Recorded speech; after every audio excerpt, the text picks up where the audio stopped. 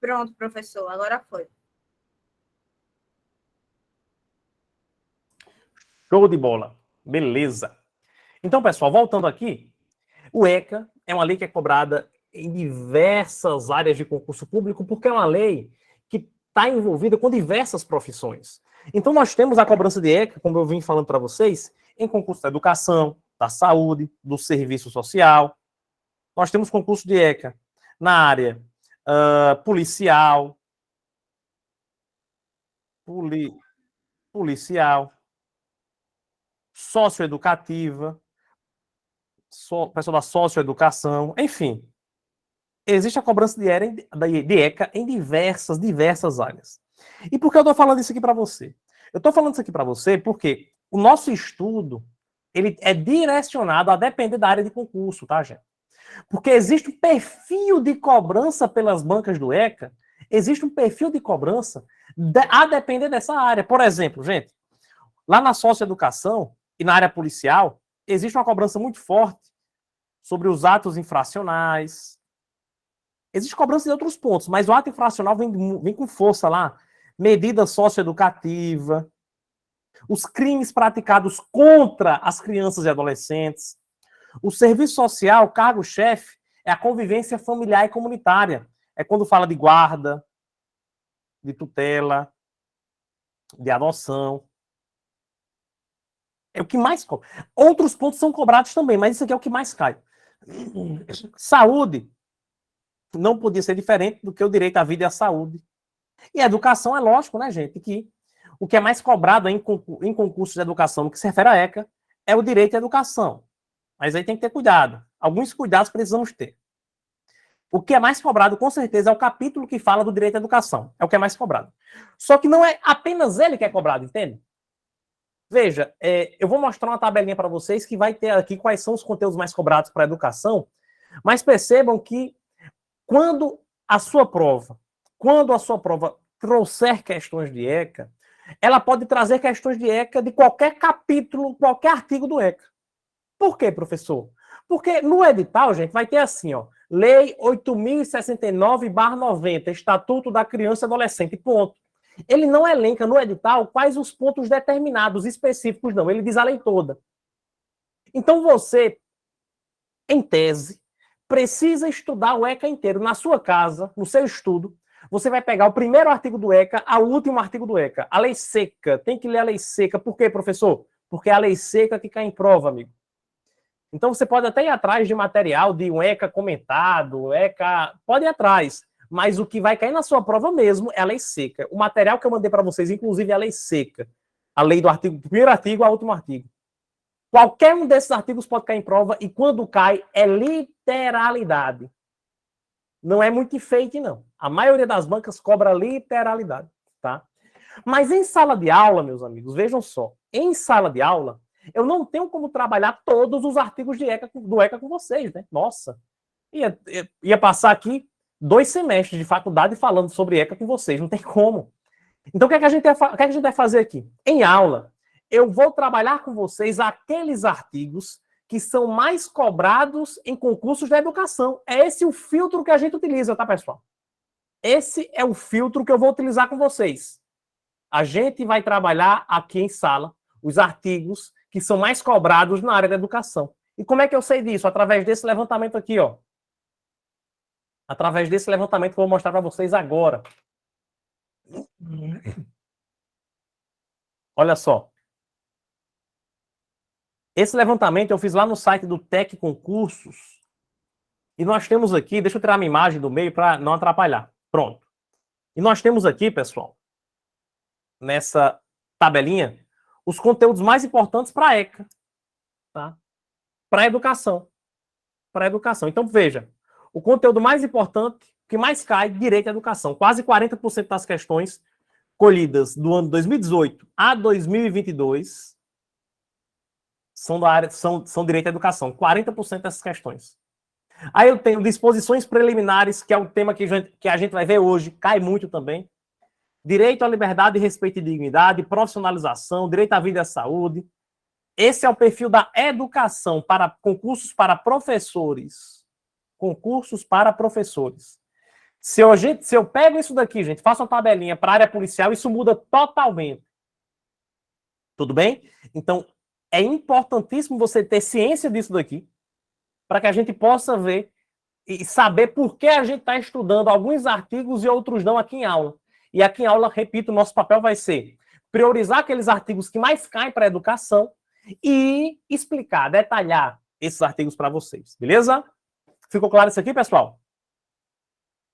É tanto, gente, é tanto. O nosso estudo ele é tão direcionado para a educação que todas as questões que nós vamos estudar durante o nosso curso de ECA, todas as questões do nosso curso de ECA, são questões da área da educação. São 70 questões que eu mandei durante o curso inteiro. As 70 questões são todas da área da educação, para a gente ter um estudo realmente direcionado. Uma aula de ECA que eu dou para vocês é uma aula diferente da aula de ECA que eu vou dar, por exemplo, para o pessoal da Polícia Militar do Rio Grande do Norte. O planejamento é totalmente diferente. Compreende? Então, é específico realmente para a educação. Posso avançar, pessoal? Deu para entender o raciocínio aqui? Sim ou não? Sim. Show! Vamos avançando. E aí, meus amigos? O que é que a gente precisa entender nesse momento? Nesse momento, o que é que precisamos entender? Pessoal, o ECA, ele está inserido no nosso ordenamento jurídico dentro de uma doutrina, né? O que é doutrina, professor? Doutrina são os estudos a respeito de determinada matéria do direito. Então, aqui no Brasil, pessoal, aqui no Brasil, nós tínhamos uma doutrina estabelecida no nosso ordenamento jurídico, que era a doutrina, vou colocar aqui para vocês, que era a doutrina da situação irregular. Essa doutrina estava até a Constituição Federal de 1988. Pessoal, a Constituição Federal de 1988, ela vem logo após o momento que ficou marcado na história do nosso país. Esse momento terminou em 1985. Que momento foi esse, gente?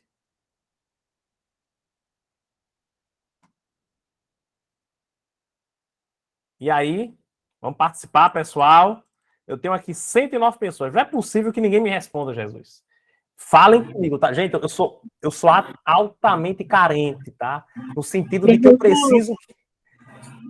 Foi a redemocratização? Exato, Manuel.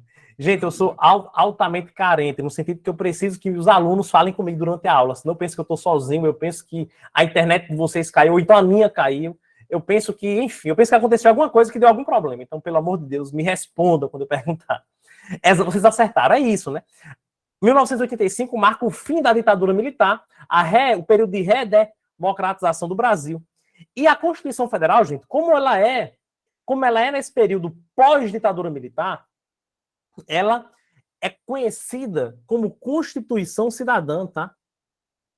Ela é conhecida como Constituição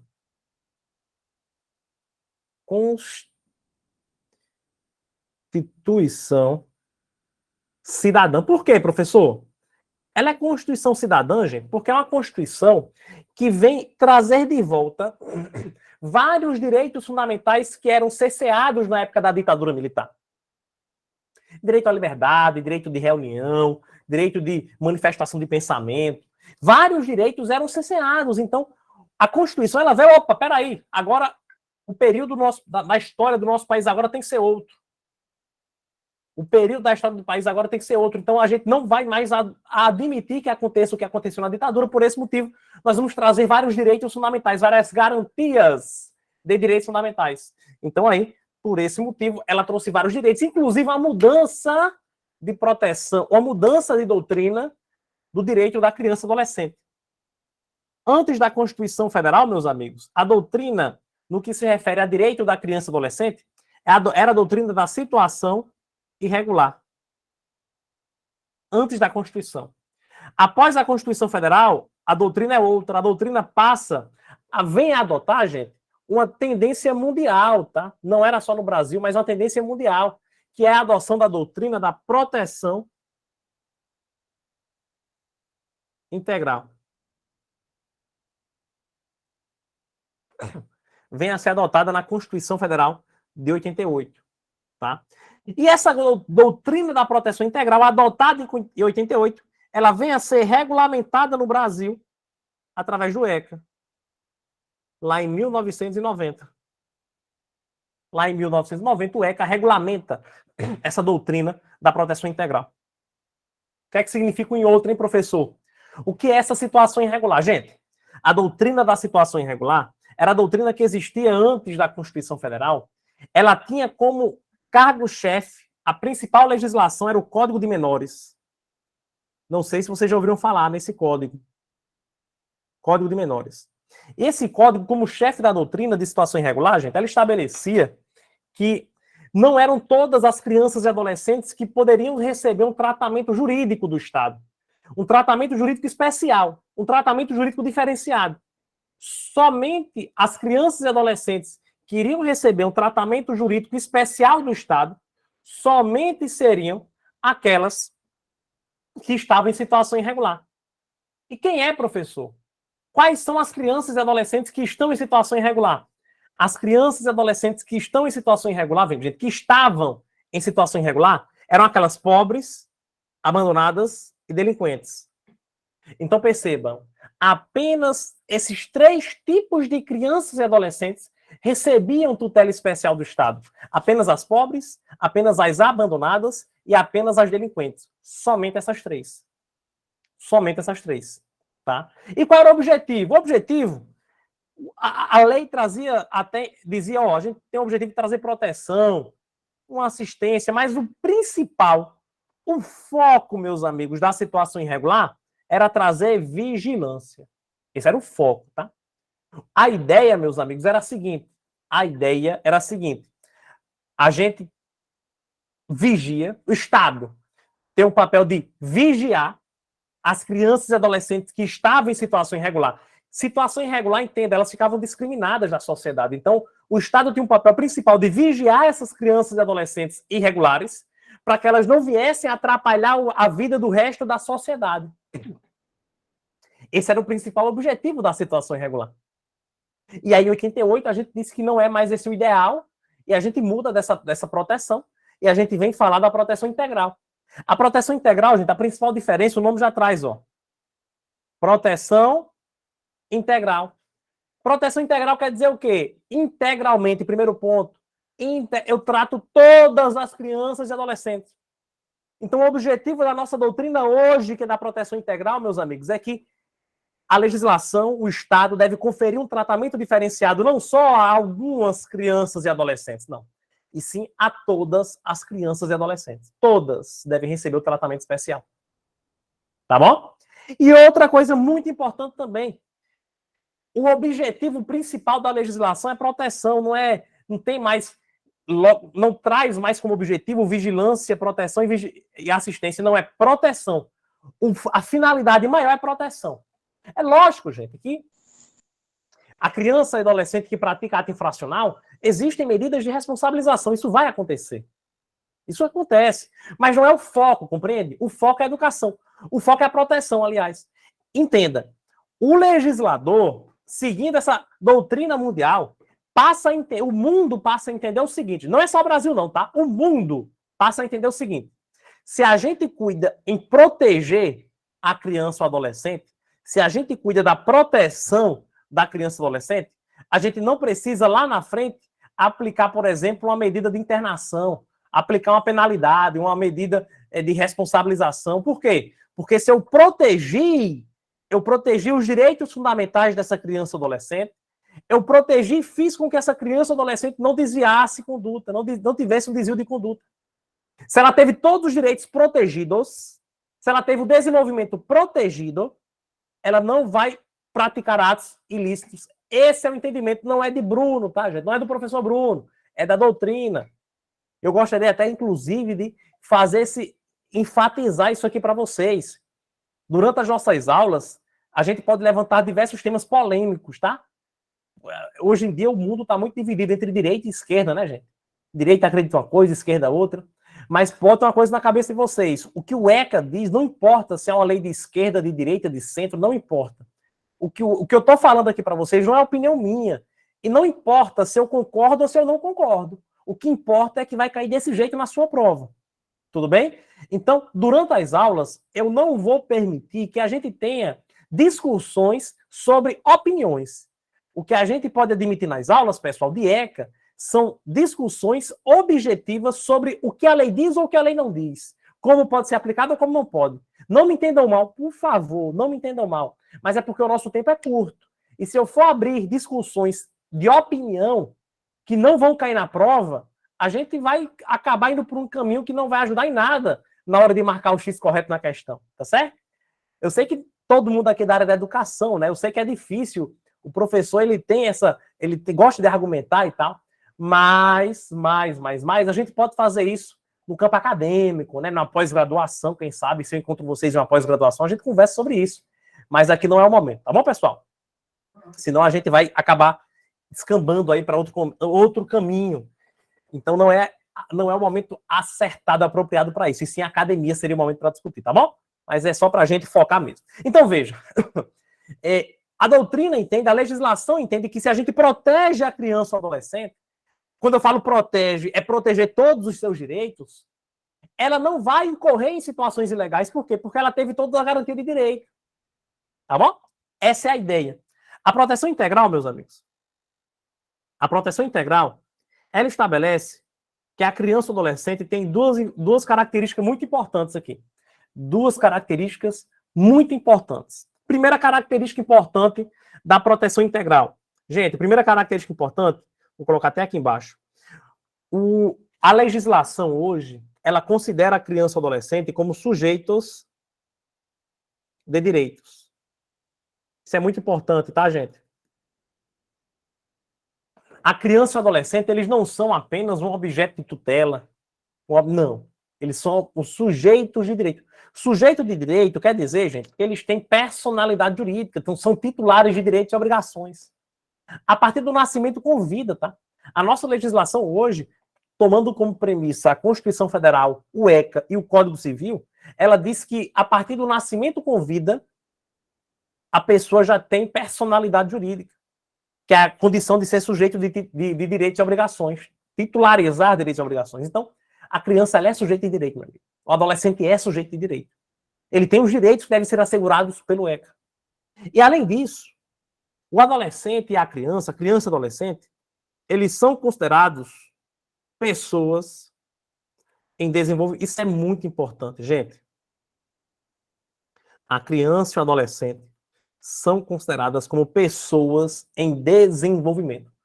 Por que pessoas em desenvolvimento, professor? Por que pessoas em desenvolvimento? Pessoas em desenvolvimento, gente, porque entende-se que dos 0 aos 18 anos, essa criança e esse adolescente ainda estão nesse processo de se desenvolver.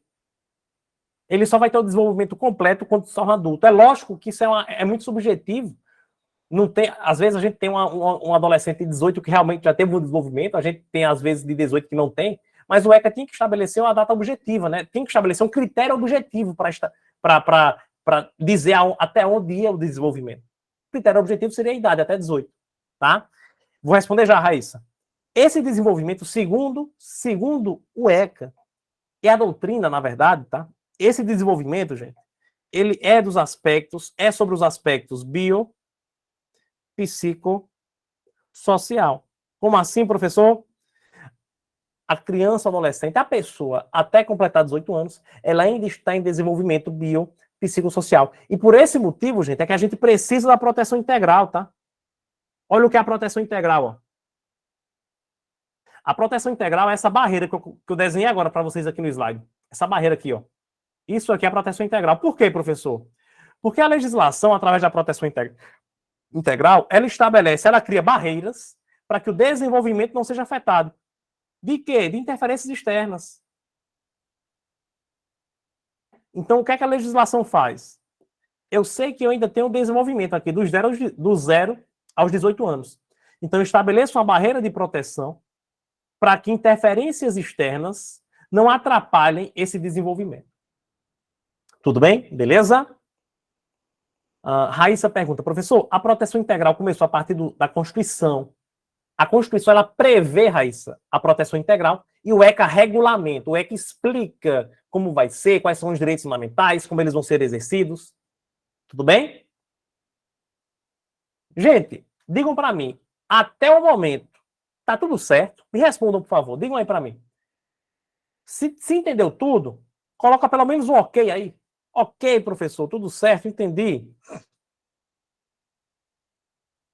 Isabelle, pode falar, Isabelle?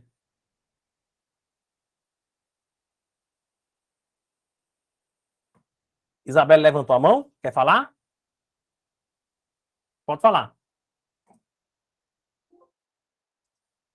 Deve ter sido sem querer, né? Deixa eu até alertar, eu nem falei isso no início, mas eu quero alertar vocês. Aqui embaixo, pessoal, nos recursos do Google Meet, tem algumas ferramentas.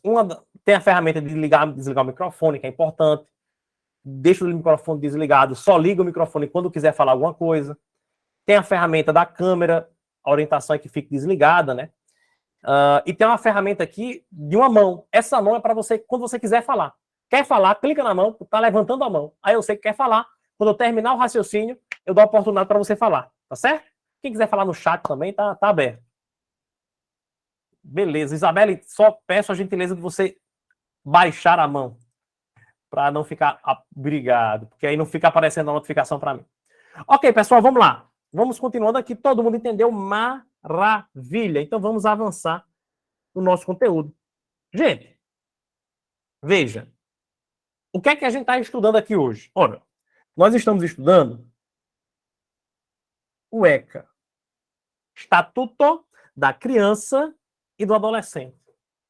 Esse ECA, gente, se é um Estatuto da Criança e Adolescente, perceba, o legislador ele fez questão de dizer que é criança e que é adolescente. Porque, para mim, gente, seria mais fácil ele dizer o seguinte, olha, Estatuto dos Menores, por exemplo, embora o termo hoje a doutrina não entenda como apropriado, mas, por exemplo, Estatuto dos Menores. Menor, quem é menor? Todo mundo até 18. Ou então o Estatuto das Crianças. Quem é criança? De 0 a 18. Pronto. Mas não. O Estatuto faz questão de dizer que tem criança e que tem adolescente. Ou seja, são pessoas diferentes. São pessoas diferentes. E é importante essa diferença, porque em alguns momentos o ECA os trata de maneira diferente. Gente, o ECA ele não criou duas categorias de pessoas apenas para... porque ele quis, porque achou bonito, não. Ele criou duas categorias porque existe, em alguns momentos, tratamento diferente para essas duas categorias. Então, por exemplo, ato infracional. Se uma criança pratica ato infracional, a única consequência desse ato infracional da criança é uma medida protetiva, somente. Não importa, pode ter sido homicídio, mas se é criança, somente a ela pode ser imputado medida protetiva. Agora, adolescente, não. Adolescente pode ser medida socioeducativa, que pode chegar até mesmo à internação, que é uma medida privativa de liberdade. Perceberam? Então, sim, nós temos diferenças. Existem outras diferenças, mas essa é uma delas. Essa é uma delas. Então eu preciso saber, né, pessoal? Eu preciso saber quem é criança.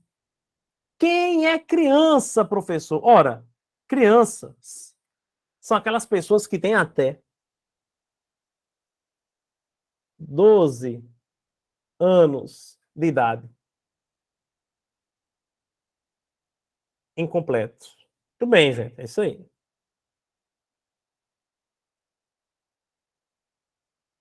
Crianças são aquelas de 0 a 12. São aquelas pessoas que têm até 12 anos de idade incompletos. Maravilha. Ô, professor, o que é incompleto? Incompleto é o seguinte, ele não completou 12 anos ainda. No dia do aniversário de 12 anos, ó, cantou parabéns 12 anos, já não é mais criança, já é o quê? Adolescente. Adolescente, segundo o ECA, é aquela pessoa que tem entre 12 e 18 anos de idade. Entre 12 e 18 anos de idade. Esse é o adolescente. Aí eu quero fazer uma ressalva aqui com vocês, eu acho importante. Que ressalva é essa? Vejam só. O ECA, ele não diz se esses 18 anos de idade são incompletos. Mas pela lógica tá, gente? Pela lógica, esses 18 anos de idade aqui, ó, são 18 anos de idade incompletos.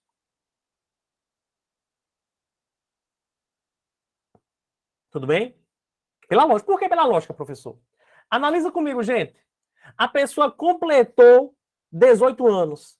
Ela ainda é adolescente, sim ou não? O que é que vocês acham? Completou 18 anos. A pessoa ainda pode ser considerada adolescente? Não, pô. Completou 18 anos, é adulto. É adulto. Então percebam que esses 18 anos de idade aqui são 18 anos de idade incompletos. Mas a lei não traz. A lei só fala entre 12 e 18 anos de idade. Aí eu quero fazer uma observação importante, como você vai agir na prova. Como você vai agir diante dessa informação na questão da prova. Seguinte. Se a sua questão fala lá, adolescente é aquela pessoa entre 12 e 18 anos de idade. Isso está certo ou errado? Adolescente é a pessoa entre 12 e 18 anos de idade. Certo ou errado? Diga aí para mim. Acredito que seja errado porque requer o incompleto. Estaria certo. Eu vou explicar por quê. Estaria certo. Eu vou explicar por quê. Estaria certo porque é do jeito que está na lei, gente. A lei, ela diz entre 12 e 18 anos de idade. Lembra que a prova é muito literal. Então, se a lei falar qualquer coisa, mesmo que seja absurdo, mas se a lei falar alguma coisa, a prova vai reproduzir aquilo. Então, se a sua prova trouxer uma questãozinha lá, adolescente é aquele que tem entre 12 e 18 anos de idade, sem trazer o termo incompleto, tá certo. E se ela, outra questão, gente, falar assim, adolescente é aquela pessoa que tem entre 12 e 18 anos de idade incompleto, estaria certo também, sim ou não? Adolescente é aquele que tem entre 12 e 18 anos de idade incompleto, estaria certo também? Estaria. Estaria certo. Eu já vi muita questão de prova trazendo esse conceito, tá? Eu já vi questão de prova trazendo entre 12 e 18 anos de idade incompleto. Está certo também. Agora vamos para uma terceira suposição. Eu tenho uma questão e a letra A da questão diz assim. A questão, o título da questão diz, o enunciado diz: acerca das disposições trazidas pelo Estatuto da Criança e Adolescente, assinala a alternativa correta a respeito do conceito de adolescente. 2 pontos. Letra A. Letra A. Adolescente é aquela pessoa que tem entre 12 e 18 anos de idade. Ponto. Letra B. Adolescente é aquela pessoa que tem entre 12 e 18 anos de idade incompleto. Qual das duas estaria certo? Você ia marcar qual das duas? Letra A ou letra B? No caso, se tiver as duas opções, marca o que está igual à lei.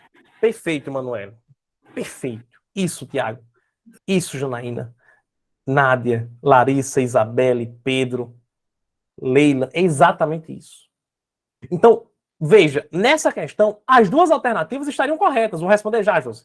As duas alternativas estariam corretas, tanto A como a B. Mas na hora da prova, você tem que marcar uma, né? Então, seria uma questão muito passiva de recurso, mas marca aquela que é igual à lei, meu amigo. Marcaria a letra A. Sempre, tá, gente? Isso nem é só no ECA. Em outras leis também. Se você vê uma alternativa que é igual à lei, marca ela. Marca ela. Nessas leis ECA, LDB, Fundeb, que são leis mais, quando a prova vem, cobra mais literal mesmo, não tem muita jurisprudência sobre o tema, é mais a lei. Tá bom? Josi, se vier na prova criança, é entre 0 e 12 anos, sem a palavra incompleta. Josi, é um trabalho que eu sempre oriento meus alunos, é um trabalho de interpretação conforme o caso concreto, conforme a questão. Faz uma ponderação. O concurseiro ele tem que sempre fazer a ponderação entre as alternativas. Porque, veja, vamos supor que tem uma alternativa lá que traz assim, criança é aquela que tem entre 0 e 12 anos. E não tem nenhuma outra alternativa correta, você vai nela, pô. É a mais certa. É a mais correta, entende? Agora, se você está em uma questão que tem essa alternativa aí, e tem outra alternativa que está igual à lei, você marca outra que está igual à lei. Então, esse é o trabalho que vocês, concurseiros, devem fazer na hora da prova. Fazer essa interpretação, sim, mas você fazer uma ponderação entre as alternativas. Entre as alternativas. Fui claro, pessoal? Beleza? Maravilha. Agora temos uma exceção, gente. existe uma situação excepcional que a gente tem que analisar aqui. Olha, o ECA é até 18 anos. Criança, adolescente, 0 a 12, 12 a 18, beleza. Só que existe um grupo de pessoas que excepcionalmente serão regidos pelo ECA. Excepcionalmente, algumas pessoas receberão tratamento pelo ECA. Quem são elas, professor? Aqueles que têm entre 18 e 21 anos de idade. Cuidado, isso aí, Josi, muito bem. Cuidado, gente, cuidado. Nossa, eu tenho que fazer essa observação 50 vezes, porque realmente é uma coisa bem capciosa que eu vou falar para vocês agora. Cuidado, sabe com o quê? Cuidado com a afirmação que a questão pode fazer para você. Veja, a questão não pode dizer que o ECA afirma que, excepcionalmente, pessoas até 21 anos podem ser consideradas adolescentes. O ECA diz isso? Em algum momento, uma pessoa até 21 anos é considerada adolescente? Não. O conceito de adolescente, amigo, é entre 12 e 18. Esse é o conceito de adolescente. Só que existem alguns casos, pessoal, existem algumas situações que mesmo as pessoas já sendo adultas, o ECA vai ter um tratamento sobre elas. Vai ter incidência sobre elas. Não é que elas serão adolescentes, não. São adultas, mas em alguns casos o ECA pode ter incidência. Por exemplo, pessoal, um exemplo mais claro que existe na lei é esse aqui, ó. O exemplo mais claro é o seguinte. Vamos supor que uma pessoa com 17 anos praticou o que chamamos de ato infracional. 17 anos ela praticou um ato infracional e roubou. Ato infracional análogo ao crime de roubo. Roubou outra pessoa. Beleza. Completou 18 anos, essa pessoa não foi condenada ainda. Foi até instaurado o processo judicial, mas não houve condenação. Vamos supor, gente, que com 19 anos, essa pessoa foi sentenciada, houve a sentença. E a sentença disse que ela era culpada. Pergunta, o que é que vai acontecer? Essa pessoa, ela vai estar sujeita ao cumprimento de medida socioeducativa, ou essa pessoa, no momento da sentença, por já ser maior, ela vai estar sujeita à prisão, à pena criminal lá do Código Penal. Ela vai estar sujeita, meus amigos, à medida socioeducativa. Por quê? O ECA adota a teoria do fato, a teoria da conduta. Essa teoria diz que a idade que nós devemos considerar para aplicação de responsabilidade entre infratores é a idade em que a pessoa tinha na data do delito. A idade que a pessoa tinha na data do delito. Então, a idade na data da conduta era 17 anos. Então, mesmo que ela seja julgada com 19, 20 ou 21, eu devo considerar o 17, que foi quando ela praticou o ato. Então, nesse caso, ela é julgada como adolescente. Ela não é adolescente, mas o julgamento é como se ela fosse adolescente, porque ela praticou o ato ainda adolescente. Isso aí, Josi, Janaína, Jaqueline, beleza. É isso aí. Tranquilo? Eu vou falar com vocês sobre isso aqui lá na frente, tá? Aqui é só um exemplo. Mas essa questão de ato infracional, socioeducativa, a gente vai conversar sobre isso no momento oportuno. Combinado, pessoal? Ok? Beleza. Gente, só com isso daqui que a gente já viu, dá para responder algumas questões de prova, tá? Vem aqui comigo. Colocar as questões para a gente responder aqui. Nós temos 70 questões, é questão pra caramba, mas a gente vai responder elas ao longo das nossas aulas. Gente, questão número 1. Tá todo mundo vendo aí as questões? Tá claro aí para todos vocês? Sim. Perfeito. Questão número 1 diz assim, ó. O ECA foi formulado no contexto da redemocratização no Brasil. A gente conversou sobre isso. E foi sancionado apenas 2 anos após a Constituição de 88. Primeiro teve a Constituição de 88, depois teve o ECA em 90. Até a atualidade, ele continua sendo a maior referência para os direitos dos menores de 18 anos. A respeito do ECA e de suas relações com a Constituição de 88, Avalie as afirmativas a seguir, assinalando verdadeiro ou falso. Deixa eu só... Ok, deixa eu só fazer uma coisinha aqui antes da gente começar. Importante. Beleza. A primeira diz assim, pessoal.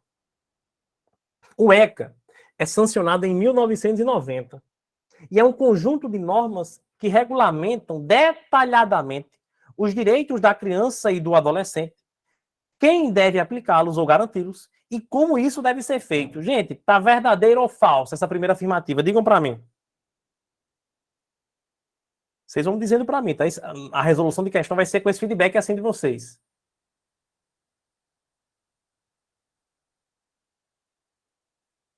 Verdadeiro. Verdadeiro. Tá? Micaela, o pessoal da coordenação fica com a responsabilidade de aceitar, tá certo? Aí eles vão ver lá, estão verificando e vão aceitar. Verdadeiro, gente. Muito bem. Segunda afirmativa. O ECA é subordinado à Constituição. Portanto, qualquer de seus artigos que contradiga algum direito assegurado no texto de 88 não tem validade. Isso está certo ou errado, gente? Verdadeiro ou falso? Verdadeiro. Eu vou explicar por quê. Gente, de fato, o nosso ordenamento jurídico brasileiro, ele é assim, ó. É uma pirâmide, tá? Ele segue a teoria de Hans Kelsen, teoria seguida em boa parte do mundo. Essa pirâmide diz o seguinte: no topo dela está a Constituição Federal. No meio estão as leis e tudo aquilo que tem força de lei. Abaixo estão os atos administrativos normativos. Então, a Constituição Federal, meus amigos, ela está acima das outras normas. O ECA é uma lei. O ECA é uma lei ordinária. Ordinária. Tá? Existem leis complementares, leis delegadas, mas o ECA é uma lei ordinária, que é a lei mais simples que a gente tem de forma. Tá? E o ECA, gente, como lei, ele tem que obedecer à Constituição. Se tem alguma norma do ECA que contradiga o que diz a Constituição, essa norma deve ser declarada inconstitucional. Por isso está certíssimo, o ECA é subordinado à Constituição. E por último, o ECA, por ser apenas uma lei complementar à Constituição, está submetida às leis internacionais e às emendas parlamentares ou decretos presidenciais no Brasil. Certo ou errado, gente? O que vocês acham?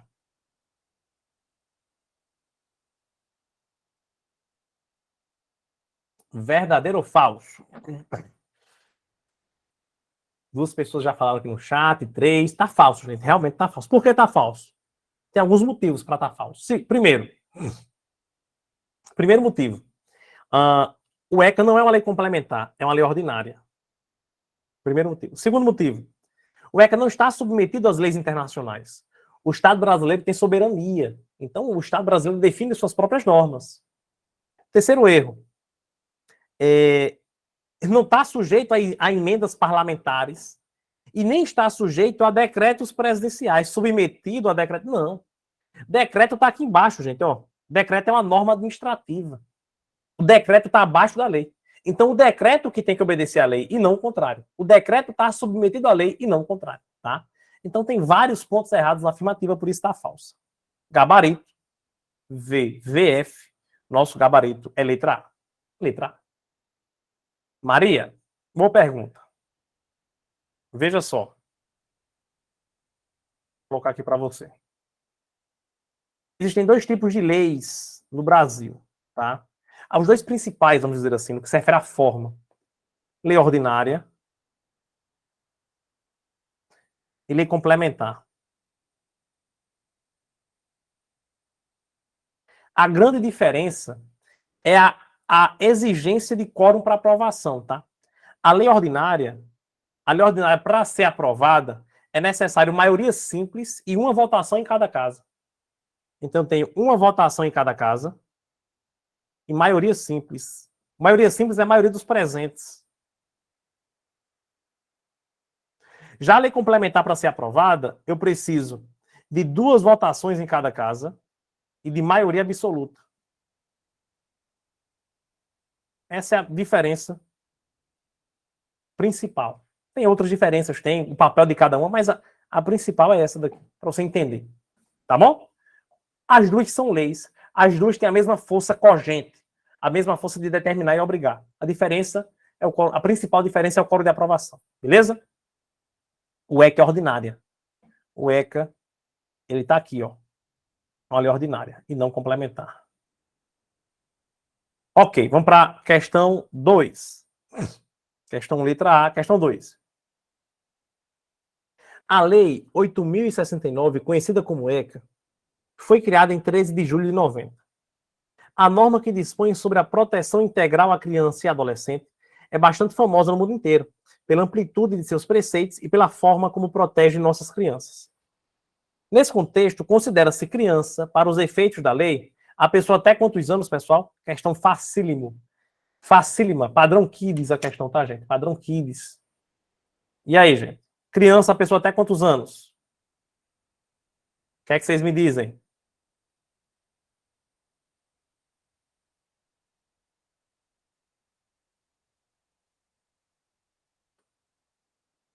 Ora, até 12 anos de idade incompleto. Letra A. Letra A.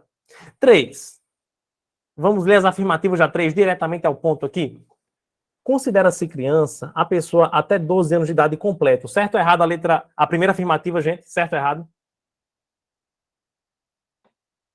Criança é a pessoa até 12 anos de idade incompleto. Cuidado para não vacilar aqui, tá, gente?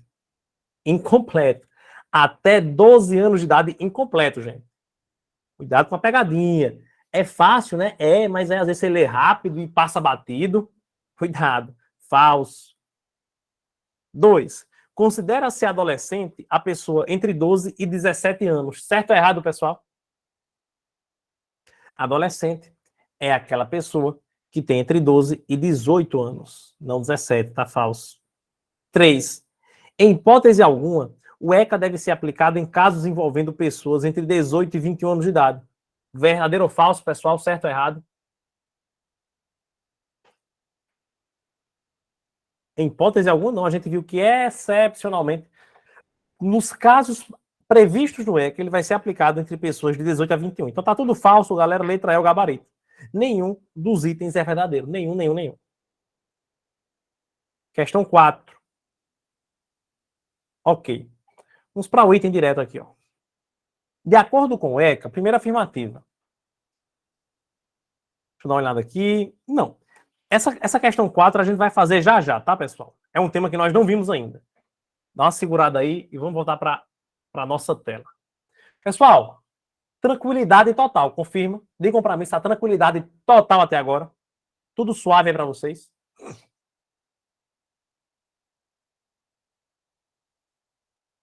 Suave na nave, professor.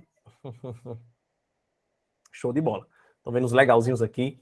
Era essa tranquilidade no dia da prova. Vai ser desse jeito para melhor. Maria Paula, a exceção é o seguinte, excepcionalmente, nos casos previstos no ECA, o ECA pode ser aplicado para pessoas entre 18 e 21 anos. Apenas nos casos previstos no ECA. Essas pessoas não serão consideradas como se fossem adolescentes, não. O conceito de adolescente permanece o mesmo. Mas, em alguns casos, em algumas situações, o ECA pode ser aplicado a pessoas entre 18 e 21. Tá bom? Professor. Oi, Jaqueline, pode falar. Desculpa, eu não levantei a mão, mas com relação a essa excepcionalidade, né? Cabe nessa excepcionalidade os casos de pensão alimentícia, por exemplo, os adolescentes que entre 18 e 21 anos que continuam estudando. Tem muita gente que cobra, né, essa questão do pai, principalmente, que em sua maioria, cabe isso aí, compete? Olha, essa regra pode até mesmo ter a mesma base doutrinária, vamos dizer assim. O legislador pode ter tido a mesma inspiração, mas isso não está no ECA, entende? Isso está no Código Civil. A questão de pensão alimentícia, de prestação de alimentos, é regulamentada pelo Código Civil. Então, a gente não tem essa informação no ECA. Mas, repito, o legislador lá no Código Civil, ele pode sim ter se utilizado da mesma inspiração doutrinária para estabelecer essa idade de até 21 anos, entendeu? Perfeito. Perfeito. Gente, direitos fundamentais, vejam só. O ECA, ele traz alguns direitos fundamentais, mas por que o ECA traz? Vou explicar o contexto para vocês. A Constituição Federal, de 88, antes do ECA, ela traz vários direitos fundamentais e ela diz que esses vários direitos fundamentais são aplicados, são garantidos a toda pessoa humana. A toda pessoa humana. Então, toda pessoa humana, gente, vai ter direitos fundamentais previstos na Carta Magna, que é a Constituição Federal. Direito à vida, à saúde, à liberdade, igualdade, direito à profissionalização, direito à educação, a lazer. Todos esses direitos fundamentais, direito à propriedade, todos esses direitos previstos na Constituição são garantidos a toda pessoa humana. A criança e adolescente é pessoa humana? É, então elas vão ter esse direito garantido também. Porém, pessoal, sem prejuízo a esses direitos da Constituição, sem prejuízo a esses direitos da Constituição, o ECA, ele traz alguns direitos específicos para a criança e para o adolescente e explica e regulamenta como esses direitos devem ser garantidos. Tá? Então ele vai dizer, olha, traz um artigo específico lá dizendo, olha, a criança e o adolescente vai ter direito à vida, vai ter direito à saúde, à alimentação, à educação, ao esporte, ao lazer, à profissionalização, cultura, dignidade, respeito, liberdade e convivência familiar e comunitária. É um direito garantido para essas crianças e adolescentes. Aí o ECA diz o seguinte, meus amigos, esses direitos são garantidos sem prejuízo da proteção integral, ou seja, elas devem ter a garantia de proteção integral e ainda ter a garantia desses direitos fundamentais. Uma coisa muito importante, meus amigos, que a gente tem que entender também, tá bom, professor, você disse aí quais são os direitos, entendi. Quais são os direitos fundamentais, beleza. Agora a pergunta é, quem deve garantir esses direitos? É uma pergunta pertinente, porque é muito comum que no dia a dia, quando a gente vê uma lei trazendo determinada obrigação, é comum que a gente diga assim, isso aí é o Estado que é responsável, né, pessoal? É comum que a gente diga isso, isso aí é responsabilidade do Estado. Mas cuidado, esses direitos fundamentais previstos no ECA não são de responsabilidade apenas do Estado, não, tá? São de responsabilidade da família, da comunidade, da sociedade em geral, e aí sim do poder público. Muito cuidado, gente. Muito cuidado, porque a família, primeiro ponto da família, tá? O ECA, ele atribui muita responsabilidade para a família. A ideia é que a maioria dos direitos da criança e adolescente, a maioria desses direitos, sejam supridos pela própria família. Família tem um papel muito importante aqui no ECA. Um papel muito importante aqui no ECA a família tem. Muito importante mesmo. Tudo bem? Então, ele traz essa responsabilidade grande para a família. Beleza?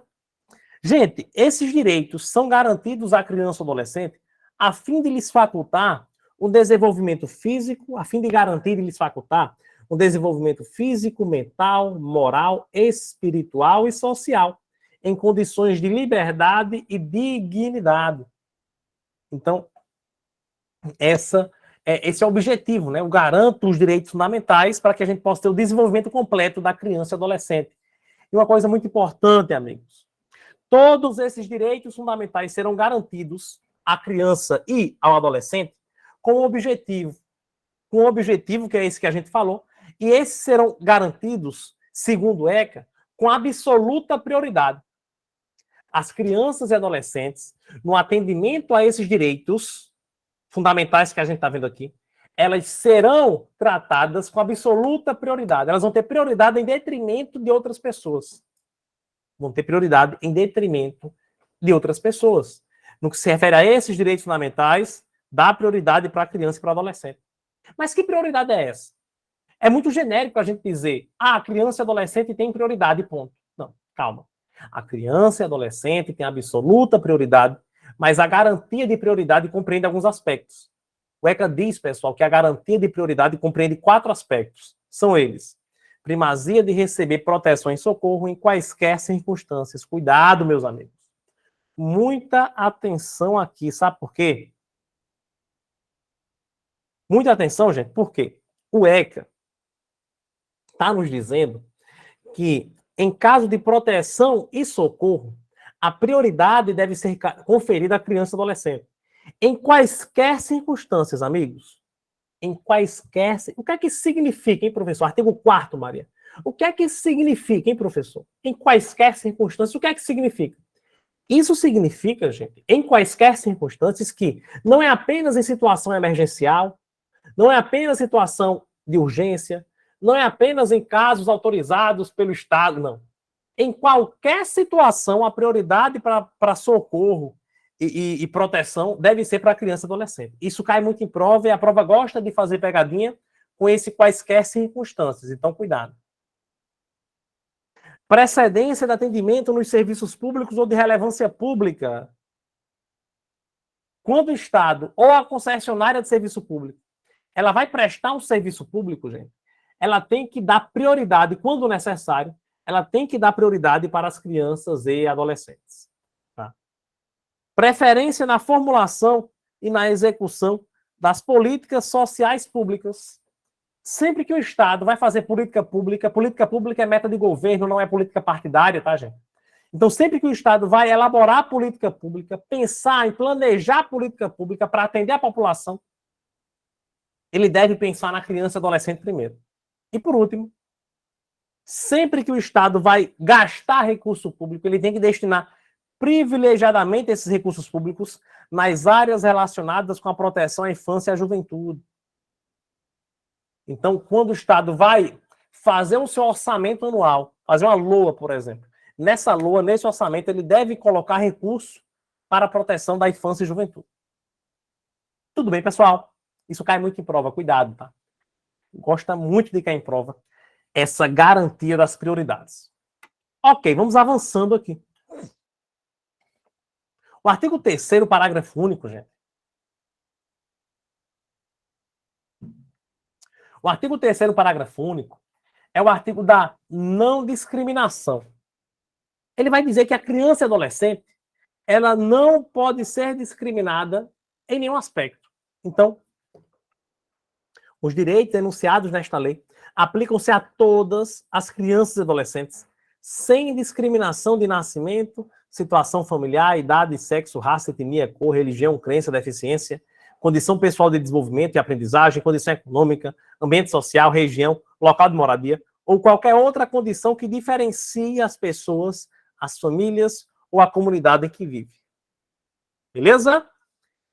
É o direito à não discriminação. Artigo 5º. O artigo 5º já vai nos dizer, pessoal, que a criança ou adolescente, ela não pode ser alvo, não pode ser objeto de qualquer tipo de negligência, discriminação, exploração, violência, crueldade e opressão, sendo punido na forma da lei qualquer atentado à criança e adolescente, qualquer um desses comportamentos. Muito interessante o artigo 6º, e ele nos diz assim, ó, na interpretação desta lei. Gente, tem algum professor de português aí? Ou professor do pedagógico, lá dos anos iniciais do ensino fundamental? Tem aqui algum professor? Acho que tem, né? 105 pessoas, acho que tem algum professor dessa área. Por que eu estou perguntando isso? Não precisa falar, só precisa estar no chat, se identificar, só para a gente bater esse papo. Por que eu estou falando isso? Professores de português, digam aí no chat para mim se eu estou certo ou estou errado.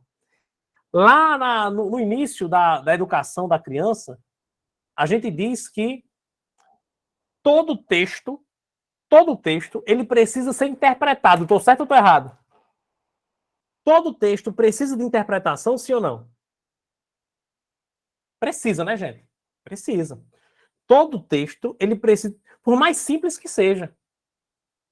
Bom dia. Um bom dia precisa ser interpretado. Eu vejo, o meu olho vê aquilo dali, aquele passa pelo meu cérebro, passa por um processo de interpretação para que eu possa entender que ele está me dando um bom dia. Gente, a lei, o ECA, que é uma lei, o ECA é uma lei, e a lei, ela é chamada de texto legal. A lei nada mais é do que um texto legal. Como assim, professor? É um texto, só que é um texto que passou por um processo legislativo e virou lei. É um texto legal. E, ora, se a lei é um texto legal, é lógico que ela também precisa ser interpretada. O trabalho de interpretação das leis nós chamamos de hermenêutica jurídica. Hermenêutica. É justamente o trabalho de interpretação das leis. E aí, meu amigo, é um trabalho muito, muito interessante, muito importante, porque o texto legal, na maioria das vezes, ele não é claro. O texto legal, muitas vezes, ele não é claro. Isso quer dizer que, às vezes, traz uma redação confusa. E algumas pessoas interpretam de um jeito e outras pessoas interpretam de outro jeito, de outra forma. Por isso é que nós temos, inclusive, o Poder Judiciário, que faz essa hermenêutica jurídica aqui. Na verdade, todo operador de direito tem o dever de fazer hermenêutica jurídica, vai interpretar as leis, mas o Judiciário resolve conflitos a respeito da interpretação das leis. Se as pessoas entendem de maneira diferente, elas podem ajuizar uma ação judicial e aí elas vão debater em juízo. O juiz vai decidir qual a interpretação correta de uma lei. Beleza? Então, meus amigos, a interpretação de uma lei é um trabalho muito incessante, é um trabalho muito criterioso. E o ECA diz assim, ó, na interpretação desta lei, levar-se em conta alguns critérios. Quais são os critérios? Olha, quando qualquer pessoa está lendo a lei, ela, para interpretar essa lei, ela tem que levar alguns critérios. Olha, eu vou interpretar isso daqui levando em conta os fins sociais a que ele se dirige, que é a proteção integral. Eu vou interpretar levando em conta as exigências do bem comum também, levando em conta direitos e deveres individuais e coletivos, e levando em conta a condição peculiar da criança e adolescente como pessoas em desenvolvimento. Então eu vou levar tudo isso aqui em consideração, meus amigos, na hora de interpretar o ECA. Gente, tranquilo? Claro isso aqui para vocês? Maravilha.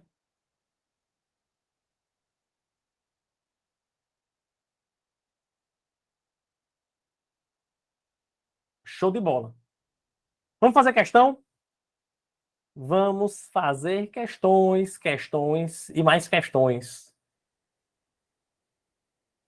Quero ver se vocês estão bons mesmo, hein? Nisso daqui. Quero só ver.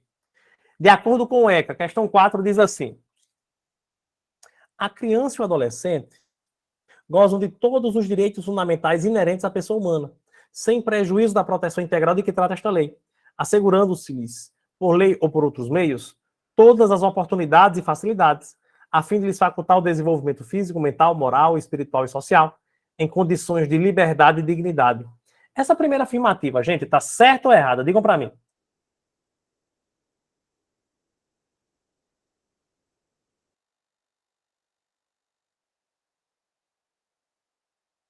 Tá certa, verdadeira, a gente viu isso aqui. 2. Considera-se criança, para os efeitos desta lei, a pessoa até 11 anos de idade incompleto e adolescente aquela entre 11 e 21 anos de idade. Tá certo isso, gente? Opa. Deixa eu voltar aqui. Gente, tá falso. Porque criança é a pessoa que tem até 12 incompleto, adolescente é entre 12 e 18, e não entre 11 e 21. 3. É dever da família, da comunidade, da sociedade em geral e do poder público assegurar, com absoluta prioridade, a efetivação dos direitos referentes à vida, à saúde, à alimentação, educação, esporte, lazer, profissionalização, cultura, dignidade, respeito, liberdade e convivência familiar e comunitária. Certo isso, né, pessoal? Verdadeiro. Então, ó, 1 e 3, gabarito, letra A. 1 e 3. Tranquilidade total. 5 agora. Vamos assinalar VUF. O ECA considera criança a pessoa de até 12 anos de idade incompleta e adolescente aquela entre 12 e 18. Primeiro, verdadeiro ou falso? Verdadeiro, as idades, né? O ECA destina recursos financeiros por meio de transferência automática no custeio do pagamento dos benefícios à criança e adolescente. Certo ou errado, pessoal?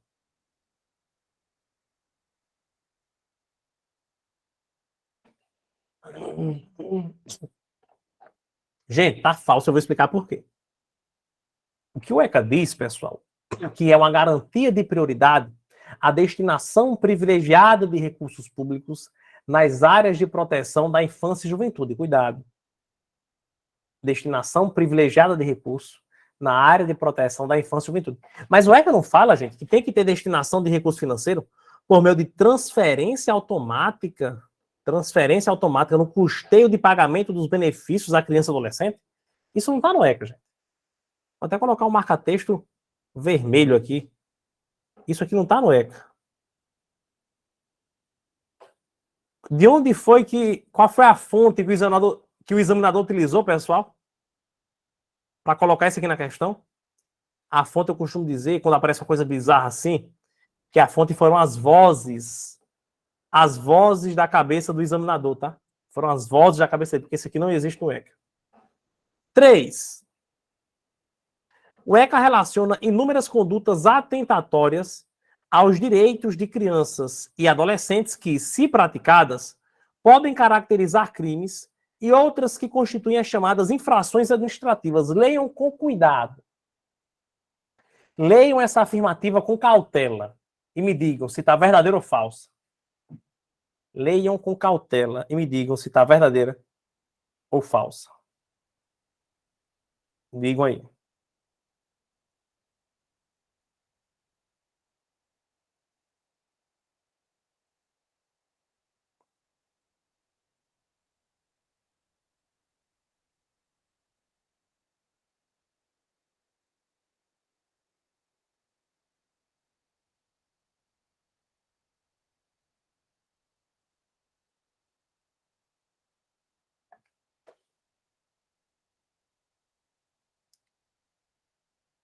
Jaqueline disse que não sabe. Essa é a hora de não saber mesmo, né, Jaqueline? Na prova, só não pode fazer isso na prova. Teve gente que marcou falso, verdadeiro. Gente, tá verdadeiro. A maioria marcou falso, mas tá verdadeiro. Não se preocupem, esse é o momento de errar. Vamos ler juntos aqui? O ECA relaciona inúmeras condutas atentatórias aos direitos de criança. O que é atentatório? O que é conduta atentatória, hein, gente?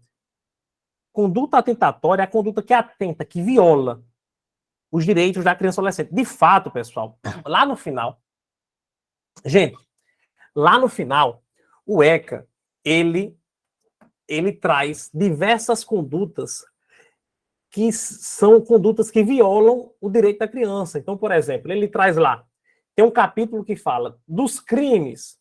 Só que esses crimes não são crimes praticados pela criança, adolescente, não. São crimes praticados por adultos contra a criança e adolescente. Por exemplo, um adulto, ele mantém material pornográfico envolvendo criança e adolescente. Tem essa conduta no ECA. Um adulto mantém material pornográfico com criança e adolescente. Isso é o quê? Isso é um crime contra a criança e adolescente. O ECA prevê a penalidade de reclusão e tal, tudo bem bonitinho. Então tem vários crimes praticados contra a criança e adolescente. E também, pessoal, tem várias infrações administrativas, que já é outro capítulo. Infração administrativa, gente, são condutas praticadas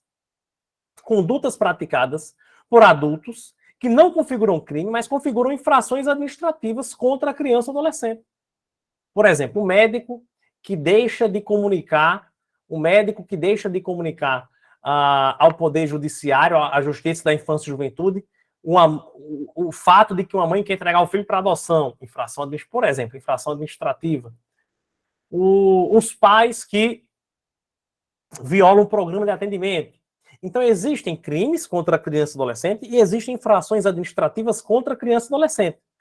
Esses crimes e infrações nem caem muito para a educação, por isso a gente nem vê. Nem cai muito. Cai mais para o pessoal da área policial, mas para a educação nem cai tanto. Mas aconselho que você pegue o seu material, lá no finalzinho, pega a lei, lá no finalzinho, vá lá. Os crimes e nas infrações administrativas, dê uma lida boa. É interessante, não cai muito, mas pode ser que caia. Tá? Então, o ECA relaciona inúmeras condutas atentatórias aos direitos de crianças e adolescentes que, se praticadas, podem caracterizar crimes e outras constituem infrações administrativas, tá verdadeiro? Ficou claro, né? Suave para vocês? Por último, o ECA garante que as crianças e adolescentes brasileiros sejam reconhecidos como objetos de intervenção da família e do Estado. Tá certo ou errado isso aqui, gente? A criança e adolescente, ela é vista como objeto de intervenção da família e do Estado? Tá falso, né, gente? A criança ou adolescente, ela é sujeito de direito. Sujeito de direito. E não objeto de intervenção. VFVF, gabarito, letra C. Beleza? Vamos avançando. Questão 6. De acordo com o ECA, é dever da família, da comunidade, da sociedade em geral e do poder público assegurar, com absoluta prioridade, exceto... Opa, o que é que a gente precisa entender aqui? A única alternativa, gente, que não está naquela garantia de prioridade que a gente viu. Leiam para mim, digam para mim qual é a alternativa correta aí. Qual seria a alternativa correta? Digam aí para mim. A incorreta, na verdade, né? Aquela que não é uma garantia de prioridade.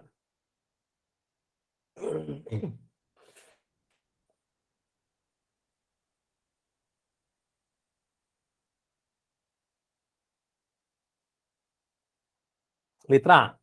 O resto está certo. A letra A é a única que não está prevista aqui como uma garantia de prioridade. Questão 7. A precedência de atendimento nos serviços públicos ou de relevância pública, assim como a preferência na formulação e execução de políticas sociais públicas, são condições compreendidas pelo ECA em seu artigo 4º, como o quê, pessoal? Isso que a gente falou é o quê? Qual a alternativa aí?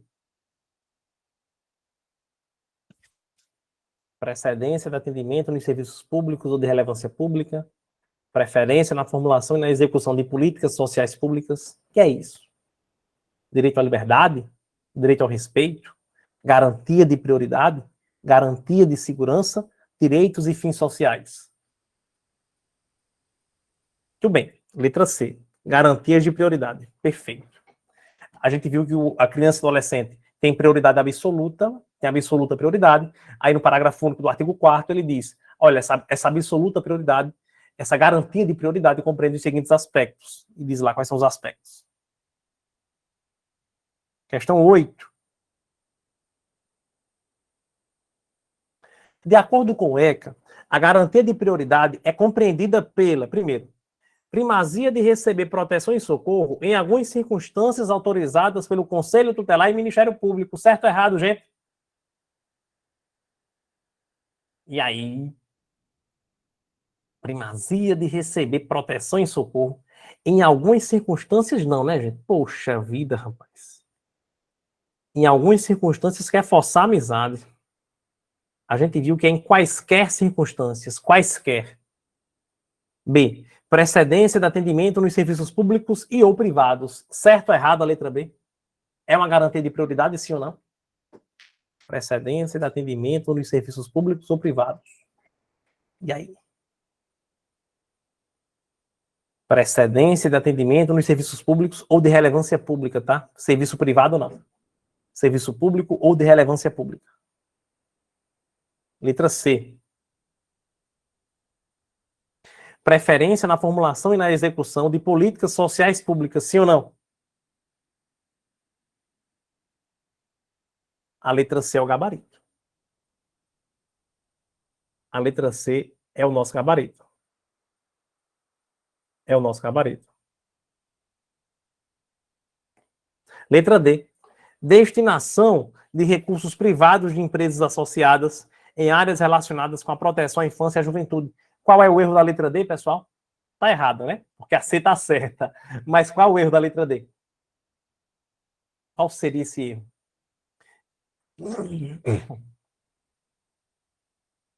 Destinação de recursos públicos. Destinação de recursos públicos nas áreas relacionadas com a proteção da infância e juventude. Muito bem. Beleza, pessoal. Questão 8, tranquilidade total. Questão 9. O ECA assegura a criança e adolescente a garantia de prioridade. Mais uma questão bem parecida. Configura a garantia de prioridade, letra A. Destinação privilegiada de recursos públicos para subsidiar gratuidade e desconto nos ingressos para programas culturais, cinemas e shows artísticos. Certo ou errado?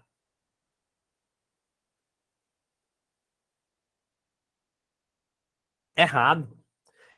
não tem essa previsão de recurso público para subsidiar gratuidade e desconto em ingresso para programa cultural, cinema e show. Não existe isso no ECA. Letra B. Destinação privilegiada de recursos públicos nas áreas relacionadas com a proteção à infância e juventude. Certo ou errado? Aí é o gabarito. Gabarito. Perfeito. Letra C. Destinação privilegiada de recursos públicos para subsidiar viagens escolares. E aí? Gente, para subsidiar viagem escolar não existe. Destinação privilegiada de recursos públicos nas áreas de ações de natureza disciplinar e punitiva, não. Nas áreas relacionadas à proteção da infância e juventude. Por isso está errada também a letra E. A letra D, aliás, perdão. 9B. 10. Vamos para a questão 10 aqui. Questão 10 diz assim, ó, vamos para a afirmativa direta. A criança e o adolescente gozam de todos os direitos fundamentais inerentes à pessoa humana, sem prejuízo da proteção integral de que trata esta lei, assegurando-se-lhes, por lei ou por outros meios, todas as oportunidades e facilidades, a fim de lhes facultar o desenvolvimento físico, mental, moral, espiritual e social, em condições de liberdade e dignidade. Certo ou errado, gente? V ou F?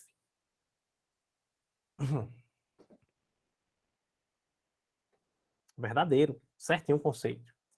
Segundo, considera-se criança, para os efeitos da lei, a pessoa até 12 anos de idade incompletos, e adolescente, aquela entre 12 e 17 anos. V ou F? (18). Nenhuma criança ou adolescente será objeto de qualquer forma de negligência, discriminação, exploração, violência, crueldade e opressão, punido na forma da lei qualquer atentado por ação ou omissão aos seus direitos fundamentais. V ou F? Perfeito. Então, VF, vejam, pessoal, VFV. Gabarito da questão 10, VFV, letra E. Vejam, as nossas aulas elas vão ser sempre assim, com muitas questões, tá? O objetivo é a gente pegar como a banca cobra, né? Como é que a banca de concurso cobra o que a gente tá vendo em sala. Então, ó, vamos pegado aqui nas questões. Questão 11. Na interpretação do ECA, se levará em conta, exceto... Qual o único critério aqui, meus amigos, que eu não devo levar em conta na interpretação do ECA? Digam para mim. O único critério que eu não devo levar em conta na interpretação do ECA.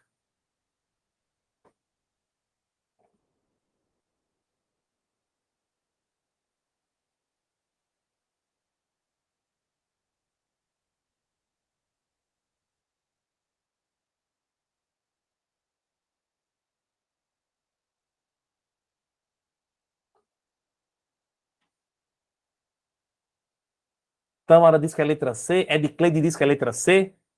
E aí, gente? Questão boa, né? Foi um artigo que a gente leu. Tá. Larissa, Maria Paula, Thaisa, já vão na letra A. Mais alguém?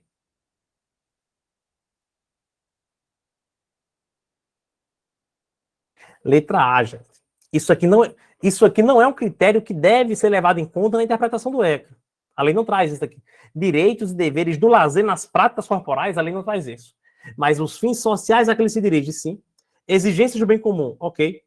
Direitos e deveres individuais e coletivos, também. E a condição peculiar da criança e adolescente como pessoas em desenvolvimento, perfeito também. São esses critérios. Beleza? Ok. A questão 12 já trata de um tema que nós vamos ver agora. Deixa eu abrir aqui o nosso slide para a gente voltar. Pessoal, a gente encerra nesse momento o estudo das disposições preliminares do ECA. É o segundo item que mais cai em prova para o professor. Tá? Pergunta que eu faço a vocês agora. Ficou alguma dúvida desse ponto, desse capítulo de disposição preliminar? Tudo certinho, tudo suave, podemos prosseguir? Diga aí para mim. Tudo ok, beleza, tudo suave, maravilha. Maravilha. Vamos tratar de novo capítulo agora, gente. É o capítulo que a gente vai encerrar a nossa aula de hoje. São 9h30, até chegar às 10. É o capítulo que fala sobre direito à vida e à saúde. Direito à vida e à saúde. Gente, o direito à vida e à saúde, vejam, o direito à vida e à saúde é um capítulo importantíssimo e nós vamos ver alguns desses artigos do 7 ao 14. Alguns desses artigos, tá? Vejam, o artigo 7º diz que a criança e o adolescente têm direito à proteção à vida e à saúde, mediante a efetivação de políticas sociais públicas que permitam o nascimento e o desenvolvimento sadio e harmonioso em condições dignas de existência. Então, é para isso que serve a proteção à vida e à saúde.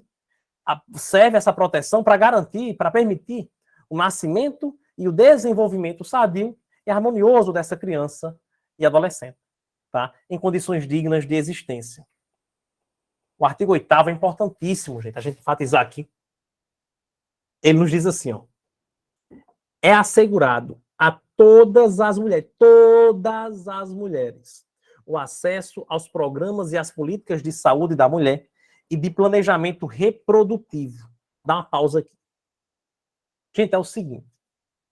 O legislador, ele entendeu o seguinte, a gente precisa garantir que todas as mulheres tenham acesso a programas e políticas de saúde da mulher, saúde íntima, saúde corporal, saúde da mulher. Todas devem ter acesso no âmbito do SUS, tá, pessoal? E elas também devem ter acesso a programas, políticas públicas de planejamento reprodutivo. Pessoal, o que foi que o legislador entendeu? O legislador, ele entendeu o seguinte, ele entendeu que para a criança e para o adolescente é melhor que a gravidez só aconteça se tiver sido planejada. Analisa comigo o seguinte, olha só. O que é que o legislador entendeu? Cara, é mais fácil de ser violado o direito de uma criança se essa criança é aquela criança que não foi planejada.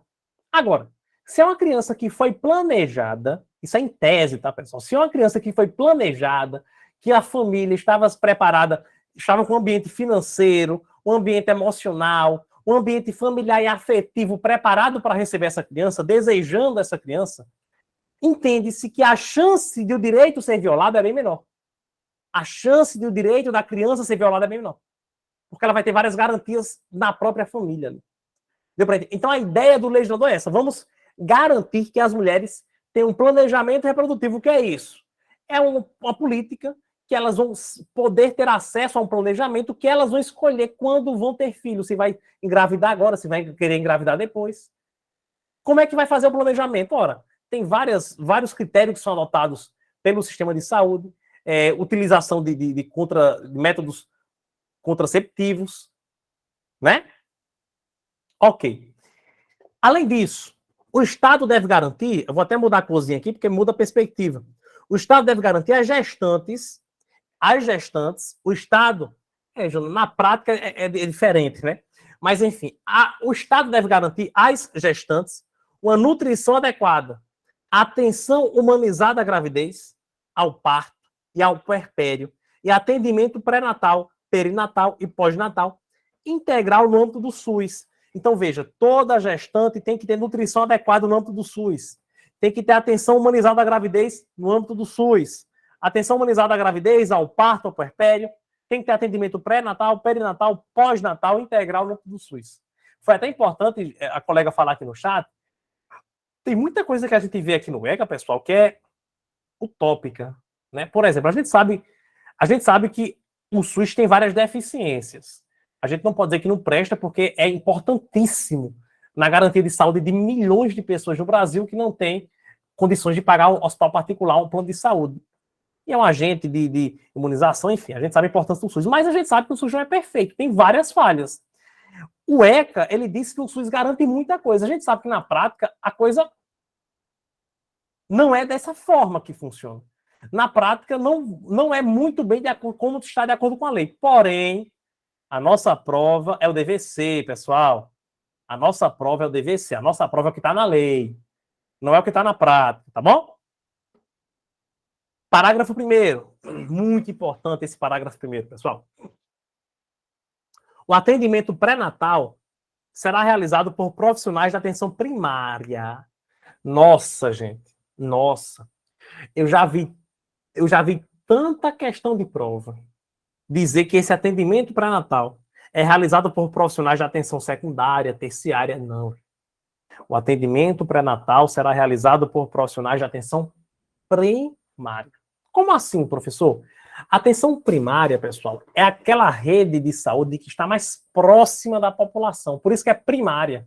Primária é aquela que está primeiro mais perto de você. Quem é a atenção primária? São os postos de saúde, né? Os postos de saúde compõem a rede primária, a atenção primária, a UBS, perfeito. Unidade Básica de Saúde. Então, cuidado. Atendimento pré-natal deve ser garantido pelo SUS na atenção primária e não secundária ou terciária. Muito importante aqui também, incumbe ao poder público proporcionar assistência psicológica à gestante e à mãe, no período pré e pós-natal, inclusive como forma de prevenir ou minorar as consequências do estado puerperal. Primeiro, tem 2 pontos importantes que a gente tem que analisar nesse parágrafo 4º. Primeiro, a gestante e a mãe têm direito à assistência psicológica garantida no SUS, tá? Tem o direito. Inclusive, como forma de prevenir ou minorar as consequências do estado puerperal. Pessoal, o estado puerperal é uma condição que as mulheres se encontram logo após o parto.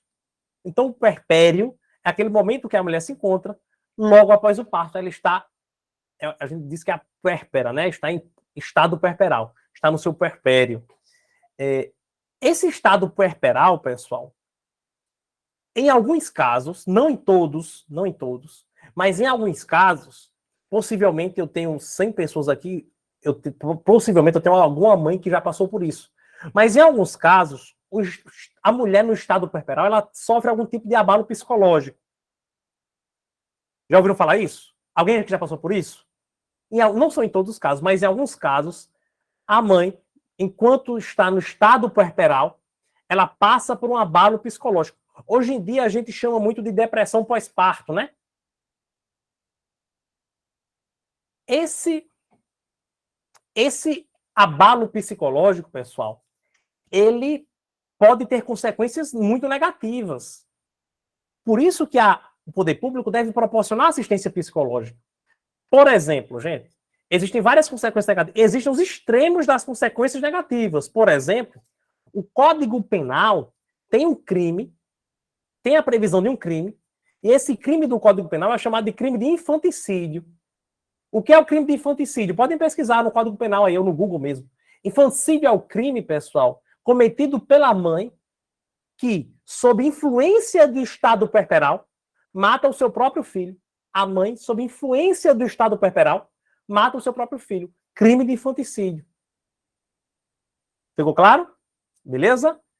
Então, a mãe que mata o seu próprio filho, a criança, sob a influência do estado puerperal, é infanticídio. Então, gente, para prevenir e para minorar as várias consequências que o estado puerperal pode proporcionar no que se refere a abalo psicológico, o poder público tem que garantir assistência psicológica à gestante e à mãe. Aí uma colega perguntou assim, Juliano perguntou, a gestante e a mãe, no caso, a mãe da gestante? Não, a mãe da criança. Essa assistência psicológica deve ser proporcionada à gestante enquanto a mulher está grávida e à mãe quando o filho nasce. Então, quando ele fala mãe, não é a avó da criança, é a mãe da criança mesmo. Quando o filho nasce, a mãe deve continuar recebendo assistência psicológica. Tá bom? Ok. Tranquilo aqui, pessoal? Esse artigo 8º e seus parágrafos 1º e 4º?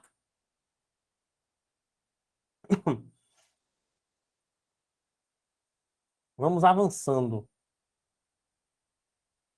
Vamos, portanto, avançar o nosso conteúdo. Gente, o artigo 8º-A é um artigo que fala sobre a Semana Nacional de Prevenção da Gravidez na Adolescência.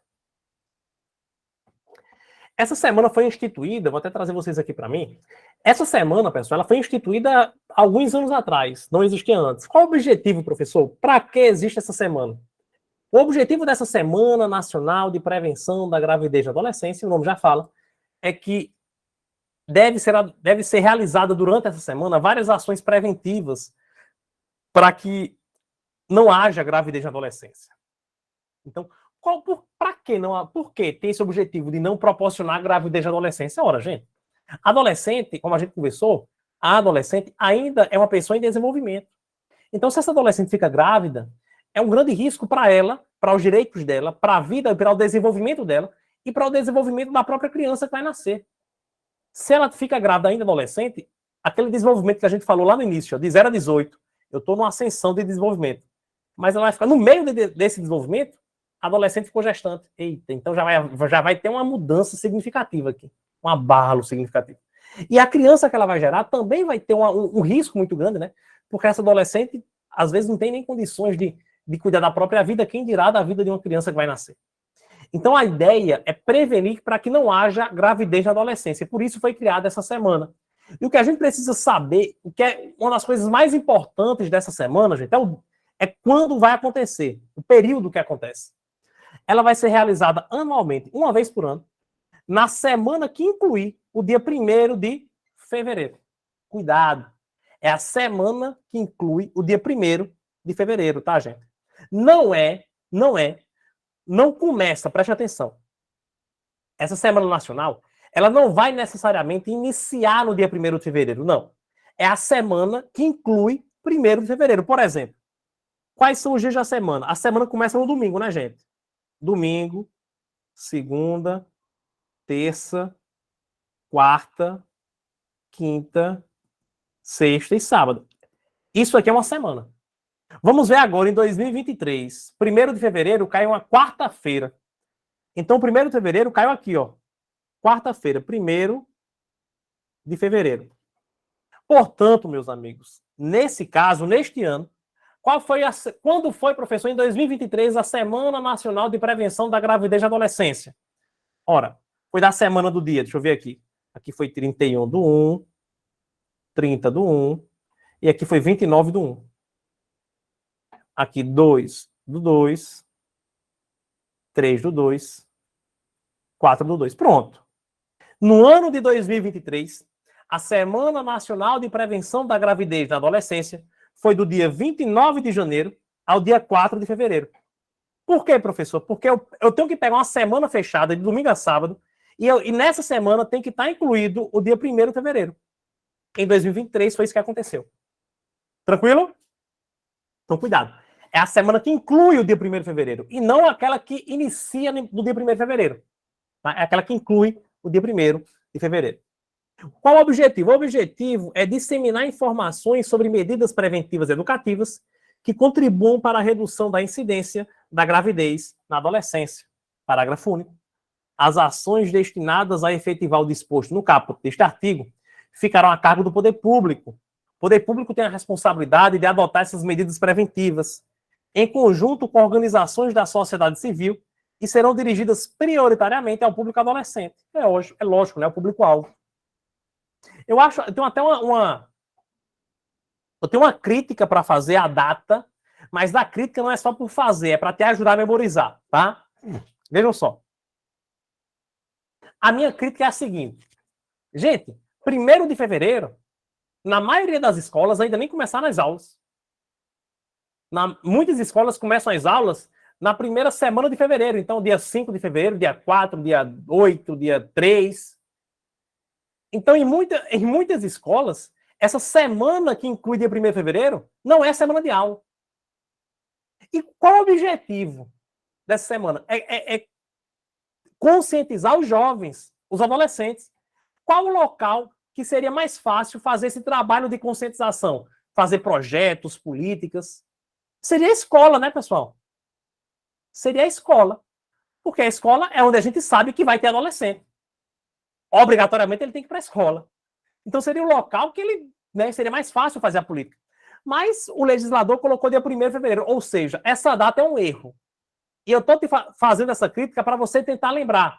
Quando você vê a data na sua prova, se a sua prova cobrar uma data da Semana Nacional de Prevenção da Gravidez e Adolescência, você lembra, é uma data que foi errada.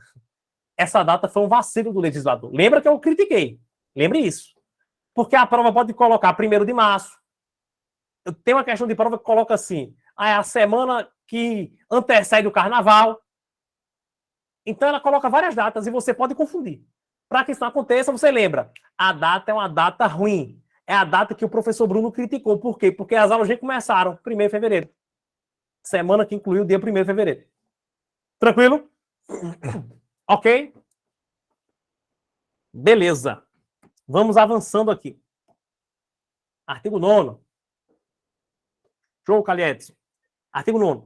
O poder público, as instituições e os empregadores propiciarão condições adequadas ao aleitamento materno, inclusive aos filhos de mães submetidas à medida privativa de liberdade.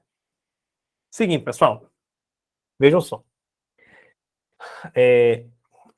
O aleitamento materno, perdão. O aleitamento materno, gente, ele é um direito, tá? O que é que a gente precisa saber sobre ele? É um direito.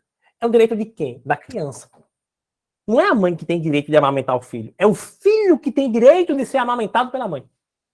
Então, o aleitamento materno é o direito da criança, porque aquilo faz um benefício essencial para o desenvolvimento da criança. Então, o ECA diz que o poder público, as instituições, empregadores, têm que dar um jeito, têm que arrumar uma condição adequada para que a mulher possa oferecer o aleitamento materno para o filho. Inclusive, os filhos de mães submetidas à medida privativa de liberdade. Aí você pode pensar, professor, mas a mãe presa lá na penitenciária vai ter o direito de amamentar o filho? Na verdade, não é ela que vai ter o direito de amamentar o filho. É o filho que vai ter direito à amamentação, mesmo se a mãe dele estiver na penitenciária. Alguém vai dar um jeito de levar essa criança na penitenciária para amamentar. Artigo 11.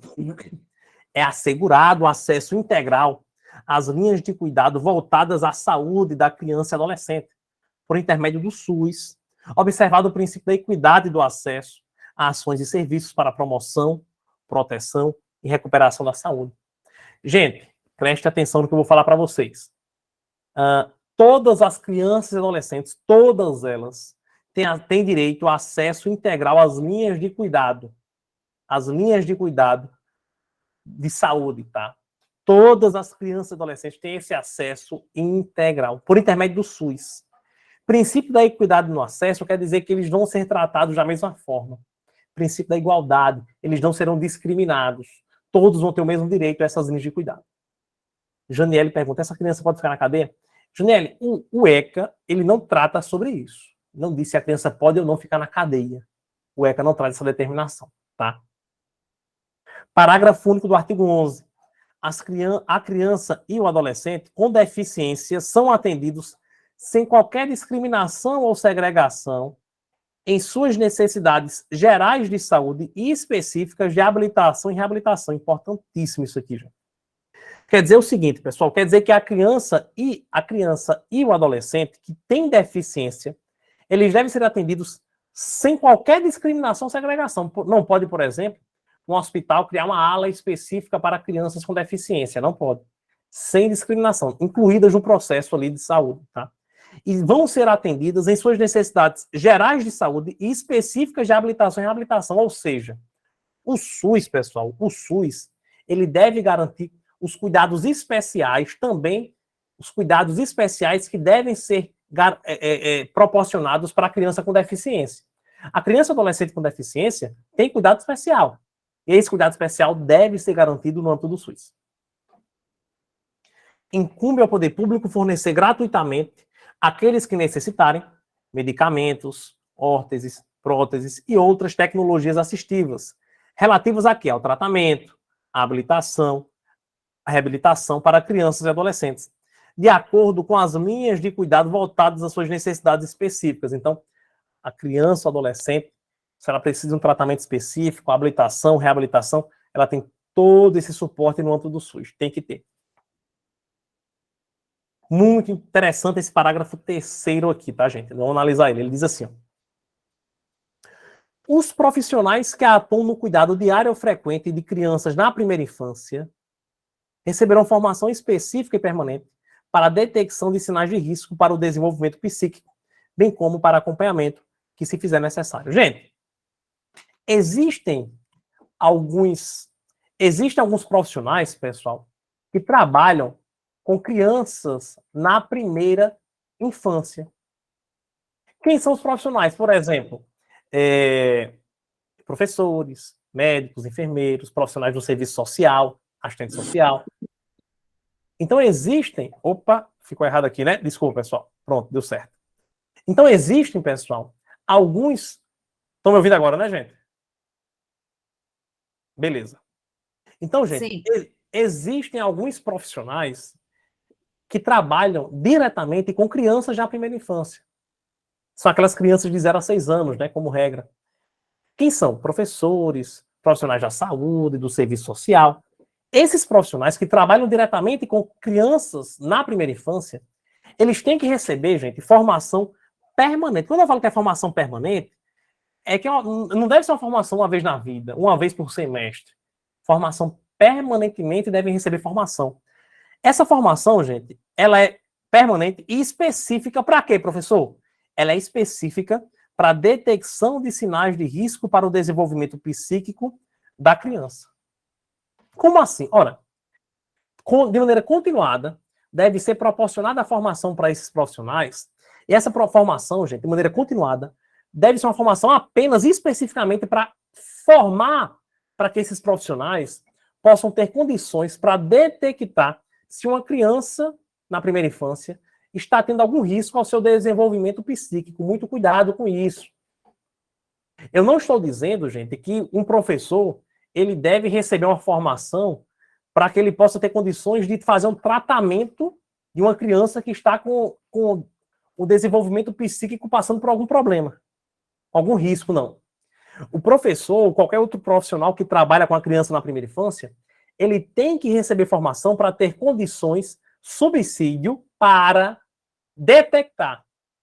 Olha, sou professor, estou em sala de aula, vejo uma criança ali no infantil, percebo que ela é uma criança que não fala ainda, que já deveria, na idade, já deveria estar falando bem, mas não fala, tem alguns sinais ali.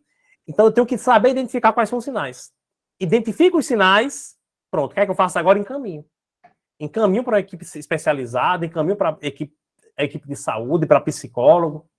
Então esse profissional ele tem que ter condições para pelo menos detectar e encaminhar para o tratamento específico. Ficou claro isso, gente? Digam para mim, por gentileza, se ficou claro o que eu falei para vocês. Ok. Mais alguns artigos para a gente concluir o capítulo. O artigo 12 diz assim, ó, fala sobre a questão de direito de acompanhante em estabelecimento de saúde.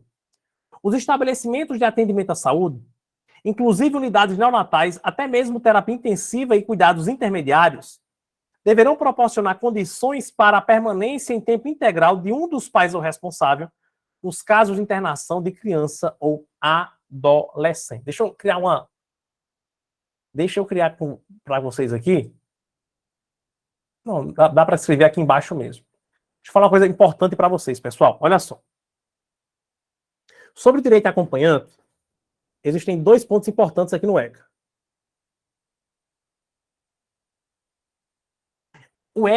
No ECA, há a previsão de acompanhante para a criança e o adolescente quando está em hospital ou qualquer unidade de saúde.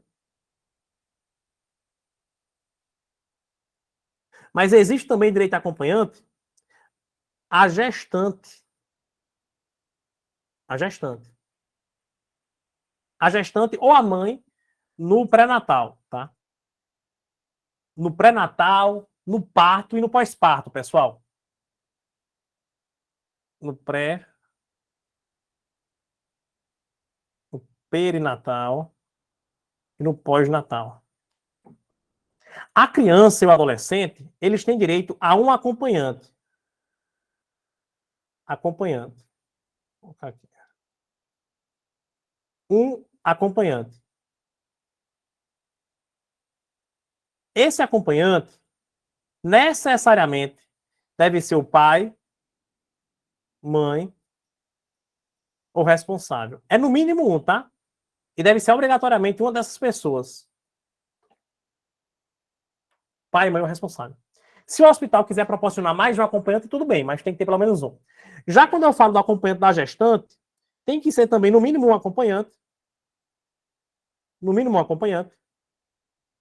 Porém, é qualquer pessoa escolhida por ela, pela gestante. Como assim, professor? A gestante, gente, ela pode escolher qualquer acompanhante para o pré-natal, até para o parto, para o pós-parto. Não precisa ser o pai da criança, entende? Ah, eu tô gestante, professor, não quero. Meu marido, o pai da criança, me fez uma raiva. Fez uma raiva. Ele foi beber, saiu para beber na sexta-feira, eu fiquei assistindo aula de ECA. Meu marido saiu para beber e só chegou de madrugada. Eu fiquei com muita raiva dele, não quero que ele vá assistir o parto. Tudo bem, ele não vai assistir, quem escolhe é a mulher. Tudo bem, beleza? Professor, Oi. eu não levantei a mão porque o meu deve estar com algum bug aqui que eu não consegui clicar. Mas, no caso, quando a gestante ela é um adolescente, Aí ela se enquadra nesse caso aqui. no de cima, Isso. Por quê? então Porque ela é gestante e é adolescente, tudo bem, mas como ela é adolescente, ela tem a obrigatoriedade desse acompanhante ser um pai, mãe ou responsável. Ah, ótimo. Bem lembrado. Obrigada. Nada. Artigo 13. Os casos de suspeita ou confirmação de castigo físico, tratamento cruel degradante e maus tratos contra criança ou adolescente serão obrigatoriamente comunicados ao Conselho Tutelar da respectiva localidade, sem prejuízo de outras providências legais. Vou falar uma coisa para vocês aqui, tá, gente? Vou falar uma coisa para vocês, olha só. O ECA, ele tem muitas passagens, em muitos lugares aqui no ECA, gente, existe órgãos. Então, por exemplo, o ECA, ele vai falar sobre Conselho Tutelar, ele vai falar sobre Justiça da Infância e Juventude, Ministério Público, tem vários órgãos.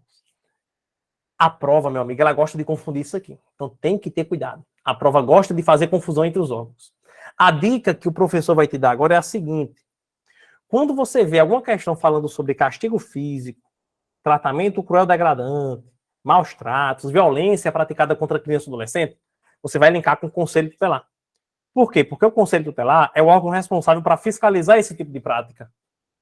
Então, se qualquer pessoa que tiver suspeita ou confirmação de castigo físico, tratamento cruel degradante ou maus tratos, deve comunicar ao Conselho Tutelar. Pronto. Aí aqui já tem outro órgão. Parágrafo 1º já traz outro órgão. Outro órgão. Que é a Justiça da Infância e Juventude. Ele diz assim: as gestantes ou mães que manifestem interesse em entregar seus filhos para adoção serão obrigatoriamente encaminhadas sem constrangimento à Justiça da Infância e Juventude. Aqui eu já vou te dar outra dica. A gente vai falar sobre a adoção na próxima aula. Talvez na próxima aula a gente já fale sobre adoção. Acho que sim, a gente já fala sobre adoção na próxima aula. E aí, quando a gente falar na próxima aula sobre adoção, sobre guarda, tutela, eu vou dizer para você o seguinte, olha, quando a sua questãozinha de prova trazer algum elemento de guarda, tutela ou adoção, você vai linkar com Justiça da Infância e Juventude ou com a autoridade judiciária, que é o juiz da Justiça da Infância e Juventude. Por quê? Porque a guarda, tutela ou adoção não pode ser deferida por Conselho Tutelar nem por outro órgão. Tem que ser a Justiça da Infância e Juventude. Então, viu na sua prova, maus tratos, Conselho Tutelar. Guarda, tutela, adoção, Justiça da Infância e Juventude. Beleza? Fazer uma ressalvazinha, uma ponderação desse parágrafo 1º. Parágrafo 1º, meus amigos, ele diz que... Jaqueline, quer falar? Pode falar. Professor, só para ficar claro, quando você diz assim, que o Conselho Tutelar é o órgão responsável por fiscalizar esses castigos físicos, mas o Conselho Tutelar, ele não é um órgão que notifica pessoas de outros órgãos para que as pessoas competentes façam essa investigação? Veja, o Conselho Tutelar, ele é o órgão que está mais próximo da família. Então, o Conselho Tutelar, ele vai investigar, ele fiscaliza. Quando ele detecta algo de errado, aí ele aciona o Ministério Público.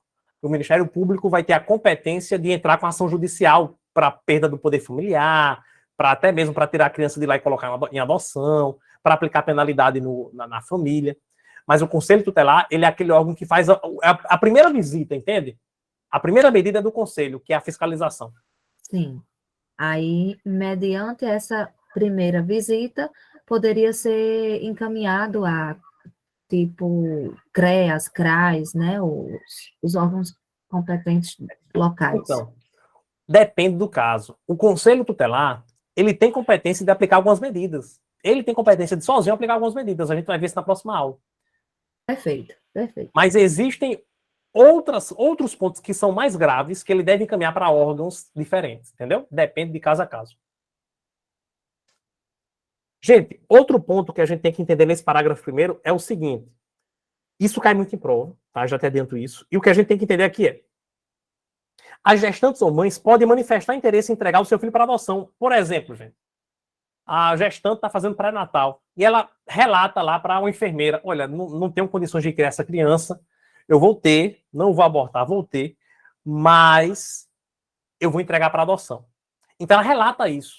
Essa profissional que recebe o comunicado, ou qualquer pessoa que recebe essa informação, essa pessoa deve encaminhar essa gestante para a Justiça da Infância e Juventude, sem qualquer constrangimento.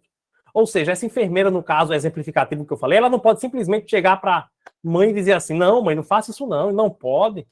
Não adota esse comportamento não, mas isso é feio, é errado, Deus não gosta. Sem qualquer constrangimento, essa mulher vai ser encaminhada para a Justiça da Infância e Juventude. Por que isso, professor? Porque, gente, primeiro, essa decisão de adoção é uma decisão muito séria, tá? Essa decisão, ela deve, qualquer tipo de tratativa com ela, deve ser levada para a Justiça da Infância e Juventude, porque lá na Justiça da Infância e Juventude existem vários profissionais que vão saber lidar com a situação. Beleza? Então, quando uma mãe quer entregar o filho para adoção, chega na enfermeira, a enfermeira diz que não é para fazer isso, essa mãe pode muito bem pegar essa criança, ficar constrangida, porque a enfermeira falou aquilo, depois pega a criança e coloca na porta de uma pessoa aí, desconhecida, joga na lata do lixo, como a gente vê na televisão todo isso acontecer. Então, a enfermeira, qualquer outra pessoa que não seja a Justiça da Infância e Juventude, não vai ter a capacidade para tratar com essa situação. Por isso, o encaminhamento é o seguinte: olha, qualquer pessoa que recebe o comunicado, encaminha para a Justiça da Infância e Juventude. Chegando lá, na Justiça da Infância e Juventude, aí lá vão ter psicólogos, assistentes sociais, pedagogos. Lá vão ter várias pessoas para saber tratar com a situação, gente. Aí você pode pensar: professor, mas quer dizer que já encaminha para a Justiça da Infância e Juventude e de pronto, de cara, a criança já vai ser colocada para adoção? De jeito nenhum, gente. Gente, o ECA faz de tudo para que a criança fique com a família biológica. Então, quando chega lá na Justiça da Infância e Juventude, o Poder Judiciário vai fazer de tudo para que a mãe permaneça com a criança. Agora, lógico, quando a equipe multidisciplinar verifica que não tem jeito, que não tem condições de ficar com a criança, de a mãe ficar com a criança, aí a criança vai ser encaminhada para adoção, tá?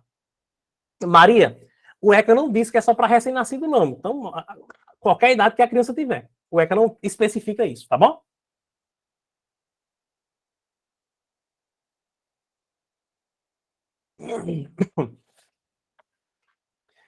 É obrigatória a vacinação das crianças nos casos recomendados pelas autoridades sanitárias. Aqui a pergunta: professor, eu sei que alguém vai perguntar isso, eu vou logo falar. A gente já estourou o tempo, mas a gente fica uns 5 minutinhos aí, tá, gente? Professor, e a vacina do Covid? É obrigatório para a criança ou não é? Gente, a sua prova não vai tratar sobre vacina do Covid. Por quê? Porque existe uma polêmica no Brasil ainda hoje. Existe uma corrente que defende que não deve ser obrigatória. Por quê? Porque no Brasil existe um PNI, que é o Plano Nacional de Imunização. E a vacina do Covid não está no PNI ainda. Então essa corrente diz: não é obrigatório e pronto. Outra corrente entende que é obrigatório, porque embora a vacina do Covid não esteja ainda no PNI, mas ela foi uma vacina recomendada pela Anvisa. E a Anvisa é uma autoridade sanitária. Então, essa corrente entende que sim e tal. Veja, na sua prova eu não vejo muita possibilidade dela cobrar nada a respeito disso, de vacina do Covid, especificamente. Se ela for falar algo sobre vacina do Covid, ela tem que deixar claro, tendo em vista que a vacina do Covid foi recomendada pelas autoridades sanitárias, por exemplo. Ou então dizendo, tendo em vista que a vacina do Covid ainda não foi regulamentada, não foi recomendada pelas autoridades sanitárias para criança, por exemplo. Mas ela só citar o exemplo vacina de Covid, sem explicar se foi ou não recomendado, isso ela não vai fazer. Pessoal, vamos fazer a questão? Deixa eu ver quantas questões temos aqui para fazer ainda. Na questão 12 até a 16. Vamos lá. 5 questões. Questão 12 diz assim. O ECA, em seu artigo 7º, aponta que a criança e o adolescente têm direito à proteção à vida e à saúde. Mediante... Gente, eu quero que vocês leiam. E vocês vão dizer qual a alternativa correta. Por quê? Porque essa questão é extremamente literal. É extremamente literal. No sentido, pessoal, de que? No sentido de que você deve marcar a alternativa que continua o que diz o artigo 7º. O artigo 7º diz: a criança e o adolescente têm direito à proteção à vida e à saúde. Mediante o quê? O que é que diz mais o artigo 7º? Digam para mim qual a alternativa seria?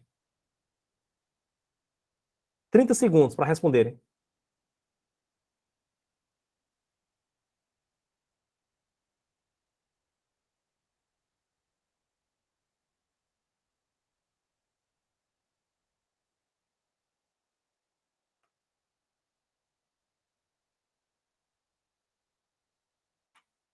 Larissa foi na letra E. Mais alguém?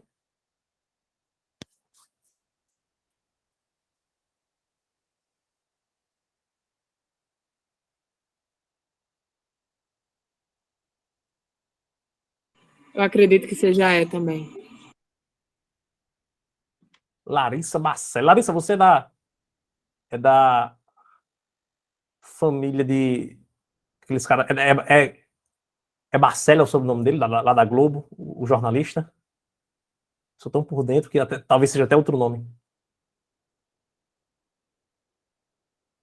Caco, isso aí. Só não sei se é Barcelos mesmo o sobrenome dele.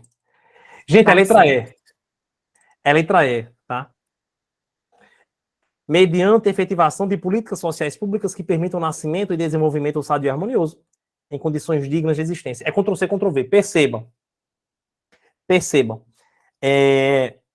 As demais alternativas trazem até situações corretas, mas não são exatamente o que pede o enunciado.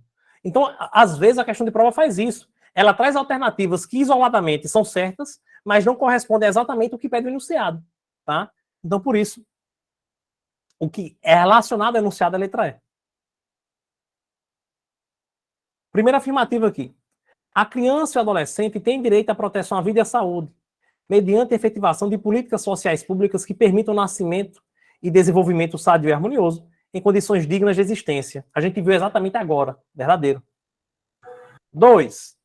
É assegurado a todas as mulheres acesso a programas e políticas de saúde da mulher e de planejamento reprodutivo, e a gestantes nutrição adequada, atenção humanizada à gravidez, ao parto e ao puerpério, e atendimento pré-natal, perinatal, pós-natal, integral no âmbito do SUS. Todo mundo já respondeu aqui, verdadeiro também. Por último, poder público, as instituições empregadoras propiciarão condições adequadas ao aleitamento materno, inclusive aos filhos de mães submetidas à medida privativa de liberdade. Perfeito. 1, 2, 3, letra C. Muito bem. 14. O poder público e instituições empregadores propiciarão condições adequadas para alguma coisa, inclusive filhos de mães submetidas à medida privativa de liberdade. Qual o gabarito aqui, gente? Propiciarão condições adequadas para quê? Aleitamento materno. Muito bem, ao aleitamento materno. 15. O ECA institui a Semana Nacional de Prevenção da Gravidez na Adolescência, a ser realizado anualmente na semana que incluiu o dia 1º de fevereiro. Muito bem. Lembra daquela dica que eu falei, né? É uma data meio sem sentido, porque é antes de iniciar as aulas. 16. Com base no artigo 13 do ECA, assinale a alternativa correta. Letra A. As gestantes ou mães que manifestam interesse em entregar seus filhos para adoção serão obrigatoriamente encaminhadas, sem constrangimento, à Justiça da Infância e Juventude. Certo ou errado, pessoal? V ou F? V. Muito bem, Manuela, exatamente. V. É o gabarito. As demais têm errinho. Veja, a letra B. O erro da letra B diz assim, ó. Serão encaminhadas com constrangimento, não, né, gente? Sem A letra C. constrangimento. A letra C diz. Serão encaminhadas facultativamente, não. Obrigatoriamente. A letra D diz que é encaminhado para delegado de polícia. Errado. Não. A letra E diz que é encaminhado para promotoria. Errado. É para a Justiça da Infância e Juventude. Pessoal, na nossa aula de hoje finalizamos, já estamos em 10h10 da noite, passou até rápido, né? Ficou tudo claro para vocês, pessoal? Deu tudo certo? Maravilha. Mas foi ótimo. Passou do horário, mas valeu a pena, professor. Tá ótimo. Show de bola, gente. Maravilha, maravilha, maravilha. Obrigado a vocês pela presença, gente, na aula de hoje. Muito obrigado, valeu demais. Na próxima, a gente já fez 16 questões hoje. Na próxima aula, a gente vai falar sobre direito à liberdade, respeito e dignidade e sobre direito à convivência familiar e comunitária. Aula pauleira também. Vamos fazer muitas questões também, tá certo? Valeu todo mundo aqui que falou no chat. Valeu Janiele, Raquel, Tâmara, Amanda, Raquel, Josimara, Larissa, Bacelli, Ana Santana, Jaqueline, Jucimara, valeu, Josi, Maria Paula, Cali Edson, Roméria, Sandra, Gemima, Kessia, valeu demais. Meire, brigadão, pessoal. Boa noite, gente, bom descanso para vocês. Eu encontro vocês na próxima semana. Tchau, valeu demais.